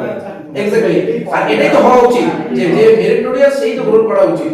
হ্যাঁ, এটা তোরা কি বলবি রাইসা থেকে যদি বলি? যেমন রাইসা তো আমাদের অনেক দূর থেকে করতে হয়, সেই ভাটিবাড়ি থেকে। যেমন আমিও অনেক স্টুডেন্ট দেখছি, মানে আমাদের ক্লাসে এমন অনেক স্টুডেন্ট ছিল যারা ভালো, কিন্তু মানে অর্থভাবের কারণে হচ্ছে সায়েন্সটা নেয়নি আর কি। তো সেক্ষেত্রে হচ্ছে যে স্কলারশিপ টেস্টটা হচ্ছে প্রথমত যে মানে যোগ্য পরীক্ষার মাধ্যমে সেটাও প্রমাণিত হচ্ছে, আর যেটা সরল বলছিল দেওয়া হচ্ছে মানে জিনিসটা আর কি, তার মানে এটা খুবই উপকারী এই ক্ষেত্রে। প্রাপ্তি একটি বক্তব্য তো ওই একই যে স্কলারশিপ টেস্ট মানে হচ্ছে যার প্রতিভা যত বেশি সে তত বেশি নাম্বার পাবে, যে ফার্স্ট হবে অবভিয়াসলি তার প্রাইজের যে সেটা কি বলবো সেটা অবশ্যই বেশি হবে। এখন যদি এই জিনিসটা না করা হতো, আমাদের স্যার এটা করছে খুবই ভালো, আমাদের স্যার যদি এটা না করতো, অনেকের ইচ্ছা থাকে যে আমি সায়েন্স নিয়ে আগাবো, একটা ভালো টিচারের কাছে পড়বো, একটা দূরের থেকে যখন একটা স্টুডেন্ট আসবে তার যাতায়াতের খরচা আছে, সে যখন সারাদিন এখানে এসে পড়ার জন্য সারাটা দিন দিবে, তার খাওয়া দাওয়ার পিছনে কিছুটা খরচা আছে। এখন সেই স্যার যে শহরে বিলং করে না, হ্যাঁ অবশ্যই এটা দূরের যারা দূর থেকে জার্নি করে আসবে তাদের জন্য, এখন যদি স্যার এটা না করতো তাদের অবশ্যই পড়াশোনার খরচাটা হতো, আর সব মিলে হয়তো সেটা অ্যাফোর্ডই করতে পারতো না, কিন্তু স্যার যেখানে সেটা করলো তার মানে সে সবকিছু মিলায় এখন একটা ভালো জায়গায় পড়তে আসতে পারতেছে, সে তার জীবনকে একটা উচ্চতর জায়গায় নিয়ে যেতে পারবে এর জন্য। সুতরাং এটা বলবো খুব ভালো একটা ব্যাপার যে অন্যান্য স্যারদের যারা ওই বললো স্বর্ণাভ যে অনেকজনকে পড়ায় তাদের আমার মতে যেটা অ্যাডপ্ট করা উচিত ওদের যদি সামর্থ্য থাকে। অবশ্যই অ্যাডপ্ট করা উচিত। আর লাস্ট আমরা একটা কোশ্চেন দিয়ে শেষ করব। আমাদের আজকে আমাদের দারুণ গল্প ছিল আমাদের, যে একজন স্টুডেন্টের সায়েন্স নেওয়ার আগে তাদের একটাই চিন্তা থাকে ভবিষ্যতে আমি কি করব, ডাক্তার হব, ইঞ্জিনিয়ার হব, এগ্রিকালচারিস্ট হব, নার্স হব, হ্যাঁ আমি যদি এটা না পারি ওটা হবে না, ওটা না পারি সেটা হবে না, পাশের বাড়ি দাদা বুদ্ধি দিচ্ছে, পাশের বাড়ি কাকু বুদ্ধি দিচ্ছে, এক স্যার ধর আমার বলা উচিত সে আর্টসের টিচার, সে ধর সায়েন্সের গল্প ব্যাখ্যা করে দিচ্ছে। স্টুডেন্টকে শেষ সাজেশন তোদের কি থাকবে 11-12 এর সায়েন্স নেওয়ার প্রতি? আমি রাইসার থেকে স্টার্ট করব, আমি বিষ্ণু শেষ করব। যে এই বছর যারা নিউ স্টুডেন্ট, যারা ক্লাস 11 সায়েন্স দিবে এবং যারা 12 এ এক্সাম দিবে, খুব সংক্ষেপে আমরা বলবি যে তাদের কি করা উচিত, সংক্ষেপে।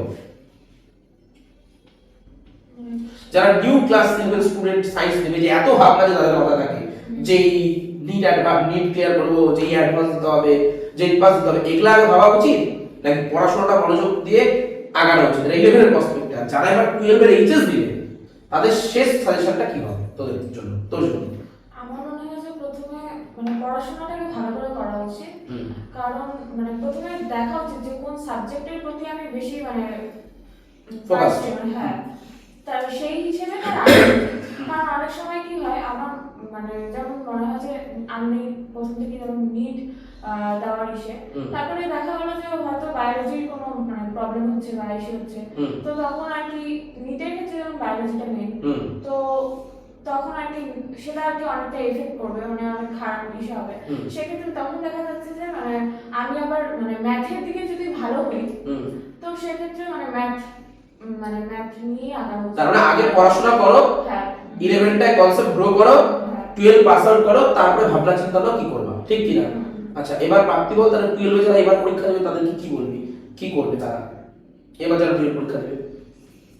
প্রথমত তো ওদেরকে মানে সবাই যারা 12 পড়ে তাদের একটা ক্যারিয়ার কি করব, নিট দিব বা যে দিব, যে পরীক্ষা দিতে ইচ্ছুক সেটা নিয়ে তার ভাবনা থাকে, স্বাভাবিক কথা, ওরা ভাবে।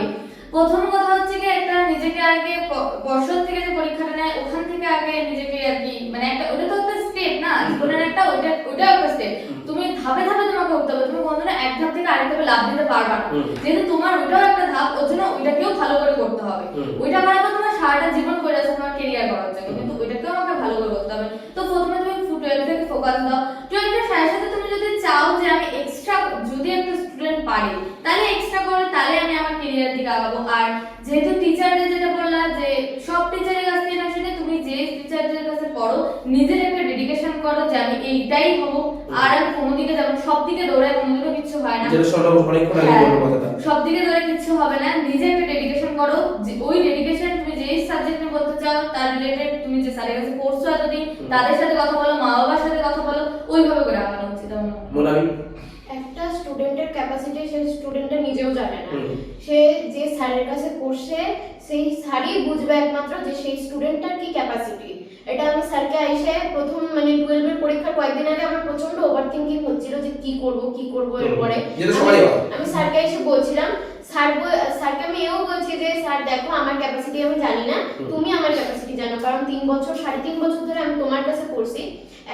একটা স্টুডেন্টের উচিত কি পাশের বাড়ি কাকা মামি জ্যাঠা জেঠি বা যে কোনো মানে যে এক্সপেরিয়েন্স না তার থেকে এই সমস্ত জ্ঞান না নিয়ে যে এক্সপেরিয়েন্স প্লাস নিজের স্যারদের উপরে বিশ্বাস রেখে আগায় যাওয়াটা।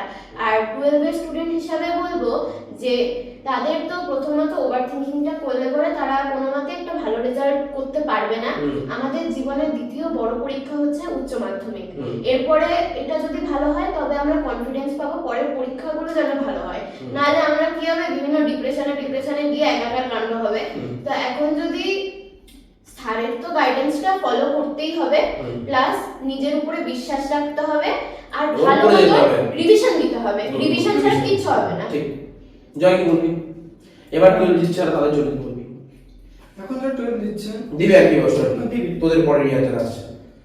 একটাই কথা, ওভার থিঙ্কিং করতে হবে না, কারণ ওভার থিঙ্কিং করলে মাথায় অনেক কিছু চলে আসে, মানে এই করবো ওই করবো, মানে নানা দিক তখন আসে, আলটিমেটলি জিরো পাবো, মানে জিরো হয়ে যাবে।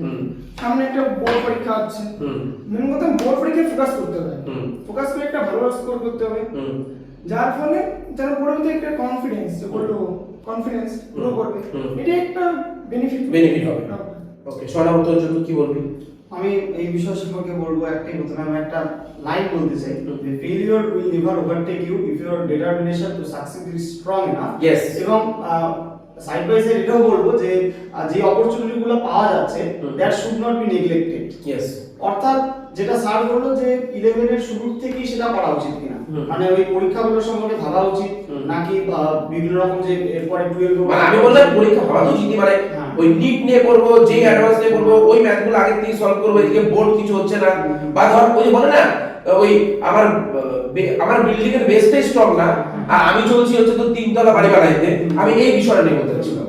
তো এই বিষয় সম্পর্কে প্রথমেই বলবো যে যেটা প্রাপ্তি খুব ভালো পয়েন্টটা বললো, যে নিট বা যেই দিবে প্রথম থেকেই সে অলরেডি তার মাইন্ডসেট এটা থাকেই, অন্য স্টুডেন্ট না, তার আলাদা ডিফার করে বিষয়টা, তার মাথায় অলরেডি থাকে যে আমি এই পরীক্ষাগুলোতে পরবর্তীকালে বসতে চলেছি, তাই সে 11 এ উঠুক, যে যা খুশি করুক আর কি, সে প্রথম থেকে নিশ্চয়ই করবে, সে সবাইকে বলেই হোক বা না বলে হোক, সে চুপে যাবে হলেও করে সেটা আমি দেখি সে করে, কারণ আলটিমেটলি সে করে আর সে ভালো রেজাল্টও করে, তার জন্য কারো কথা শুনতে হবে না। ভাই বোনদের উদ্দেশ্যে একটাই রিকোয়েস্ট থাকবে, কারো কথা শুনতে হবে না, তোমার যদি ইচ্ছা থাকে তুমি নিট দিবা বা যেই দিবা, তুমি চুপে চাপে করো, বন্ধুদেরকে শেয়ার করো, যা খুশি করো, 11 থেকে শুরু করো, পরিষ্কার কথা 11 এর শুরু থেকে শুরু করো। তবে একটা জিনিস খুব মোস্ট ইম্পর্টেন্ট কথা, যে যাতে বেস ঠিক থাকে। এখন এমন হচ্ছে যে তুমি যেই মেইনস অ্যাডভান্সের কোশ্চেন সলভ করছো, কিন্তু যেটা স্যার তোমাদেরকে পড়াচ্ছে সেটা না, তোমরা মেইনস দেখতে যাচ্ছ, এবং সে দেখার থেকে কি অনেক স্টুডেন্টের ক্ষেত্রে এটা হয় যে আসলে রিলটা এখন খুব ভাইরাল, হ্যাঁ রিল ব্যাপারটা খুব ভাইরাল এখন। এটা কি হয় ব্যাপারটা, যে অনলাইন, বিশেষ করে অনলাইন কোচিং এর ক্ষেত্রে দেখা যায় টিচার পার্টিকুলার 10টা অঙ্ক পড়ানো, যে মেইনসে স্টুডেন্ট খুব ভালো করে সেটা দেখলো, দেখার পরে সে তার বন্ধুকে দিল, নে পড় দেখি অঙ্কটা, সে করতে পারলো না, তখন দেখলি তো অনলাইন করেছে বিষয়টা। তার মূল যদি বেস ঠিক না থাকে, স্যারেরা যেটা পড়াচ্ছে সেটা না করে সে মেইনস করতে গেল, তাদের কথা চিন্তা করে যে যারা অনলাইনে পড়াচ্ছে, তুমি আলটিমেট কিছু করতে পারবে না। তোমার প্রথমে তোমার একদম ভিত ঠিক করো, তারপর সাইড বাই সাইড তুমি সেটা করে যাও, যথেষ্ট সময় রয়েছে। ক্লাস 11 এ এমনি সময় হালকা হবে সেটা নাই, তুমি হালকা হবে নিবে না সেটা, তুমি ঠিকঠাক করবে, তুমি 11টাও করো সাইড বাই সাইড। এবং যদি মোটো থাকে আলটিমেট যে নিট বা যেইতে বসবা, কারেন্ট ইয়ারে লাগাবা, তো অবভিয়াসলি 11 থেকে শুরু করতেই হবে, কোনো চারা নেই। আর যদি তোমার নেক্সট অন্যান্য চিন্তা থাকে যে না আমি কারেন্ট ইয়ারে করব না, তাহলে ফার্দার চিন্তাগুলো করো যে বোর্ড এক্সাম ঠিক মতো দেবো, এটা ডিফার করবে তোমার উপর, যে তুমি কিভাবে ভাবছো বিষয়টা। ঠিক ঠিক। বিষ্ণু কি মনে হয়? বলবো যে আমরা যখন ক্লাস 10 এ থাকি, অনেকের অনেক ধরনের ইচ্ছা থাকে, আমি বড় এই হবো, আমি বড় এই হবো, কিন্তু যখন আমরা ক্লাস 10 এ থাকি, আমাদের পরবর্তী যে আমাদের পড়াশোনাগুলো, সেগুলো সম্বন্ধে আমাদের কোনো ধারণাই থাকে না। যেমন যখন আমরা প্রথম বইটা কিনি, এখন আমার মনে আছে আমি পুরো বই দেখে ভয় পেয়ে গেছিলাম, এত বড় বই কিভাবে পড়বো, কিভাবে শেষ করবো। তো সেই সময় ডিসাইডটা অবশ্যই নেওয়া উচিত, বাট সেই সময় যদি আমি আমাদের স্যাররা যেটা পড়াচ্ছে সেটাকে মেনশন না করে আমরা যদি অন্য কিছুর দিকে মনটা দিই, কোনোটাই আমার হবে না, জীবনে আমি আলটিমেটলি কিছু করতে পারবো না। তো আমাদের কি করা উচিত, হয়তো দেখা গেল আমি ফিজিক্স আমার ক্লাস 10 এ খুব ভালো ছিলাম, দেখা গেল আমি পরবর্তীতে এসে বায়োলজি আমার ফেভারিট সাবজেক্ট হয়ে গেল, তখন আমি বায়োলজি দিয়ে যে সমস্ত এক্সাম রয়েছে সেগুলোতে যদি আমি অংশগ্রহণ করি, আমার রেজাল্টটা ভালো আসবে। তো এই ডিসাইডটা মানে বেসটাকে স্ট্রং করো, তাহলে এইটুকুই আমি কনক্লুশন আসলাম যে বেসটাকে স্ট্রং করো, স্যারকে সিলেক্টটা ঠিকঠাক করো, যে স্যার পড়াচ্ছে তার কথা শোনো, আর কোন কথা যদি পড়ো রিভিশন করো, ঠিক আছে, রিলসের দিকে ঝুঁকো না। হ্যাঁ হ্যাঁ বলো, ফ্লোতে চলা যাবে না, ফ্লোতে চলা যাবে না, একদম একদম। এই স্যার থেকে এই স্যার বেশি ভালো পড়ায়, সব স্টুডেন্ট এই স্টুডেন্টটা এদিকে গেল, আমিও ওদিকে যাব, চলো ওদিকে। ঠিক ঠিক, দারুণ কথা, দারুণ দারুণ। অনলাইন তুমি ঝুঁকতে পারো, কিন্তু নিজের ক্যাপাসিটি বুঝে অনলাইনে ঝুঁকো, ঠিক আছে। আর সবথেকে ইম্পর্টেন্ট কথা পড়াশোনা করো, এটা হচ্ছে ইম্পর্টেন্ট কথা। তো যাই হোক, আমাদের সেটা ভালোই ছিল। আমরা নেক্সট আবার কখনো বসবো। আমার মনে হয় এটা আলিপুরদুয়ারে ওয়ান ফার্স্ট টাইম আমরা কোনো টিচার্স করে এরকম বললাম। সব স্যার করুক, প্রত্যেকটা ডিস্ট্রিক্টের টিচার করুক, প্রত্যেকটা সাবজেক্টের টিচার করুক, তাদের নিজের মতামত এভাবে রাখুক, লোকের প্রতি ভরসাবাদ দিক, ঠিক আছে। স্যার বলে বলছি না যে এগুলো অ্যাডপ্ট করা খুব ভালো, এগুলো জেনারেলি ভালো, কারণ এখানে 6 জন আছে, 6 জনের মাইন্ডসেট দিয়ে আমরা কি কি প্রবলেম ফেস করছি 11 এ ওঠার পরে, 12 এ পড়াশোনায় কি কি স্টেপ দরকার, সেটা আমরা নিজেদের যা ত্রুটি ছিল ত্রুটি থেকে একদম। এবং তোদের এই ভিডিওটা দেখলে যারা জুনিয়র ভাই বোনরা দেখবে, তোদের আমি লিখে দিতে পারি, তাদের মনে যে ডাউটগুলো হয় সেটা ক্লিয়ার হবে। এবং তোরা প্রত্যেকেই মাধ্যমিকে একটা ভালো স্কুল থেকে বিলং করিস, তোরা প্রত্যেকেই মাধ্যমিকে ভালো রেজাল্ট, 11 এ ভালো রেজাল্ট দিয়েছিস, সেটা আমি আরো জানি। ঠিক আছে? তো তোদের প্রসপেক্টটা তুলে ধরলি তোরা, এবার ওরা কিভাবে নিবে, গার্জিয়ানটা কিভাবে নেবে এটা ব্যাপার। এবং এই গল্প করতে গিয়ে আমরা কাউকেই কোথাও ছোট করার কোনো চেষ্টা করি নাই। হ্যাঁ, এটা অরিজিনাল বাস্তব সত্য যেটা ছিল সেটাই তুলে ধরা হয়েছে। স্কুল নিয়ে আমরা কোনো কথা এখানে প্রশংসা আনি নাই। তো যাই হোক, সবাইকে থ্যাংক ইউ।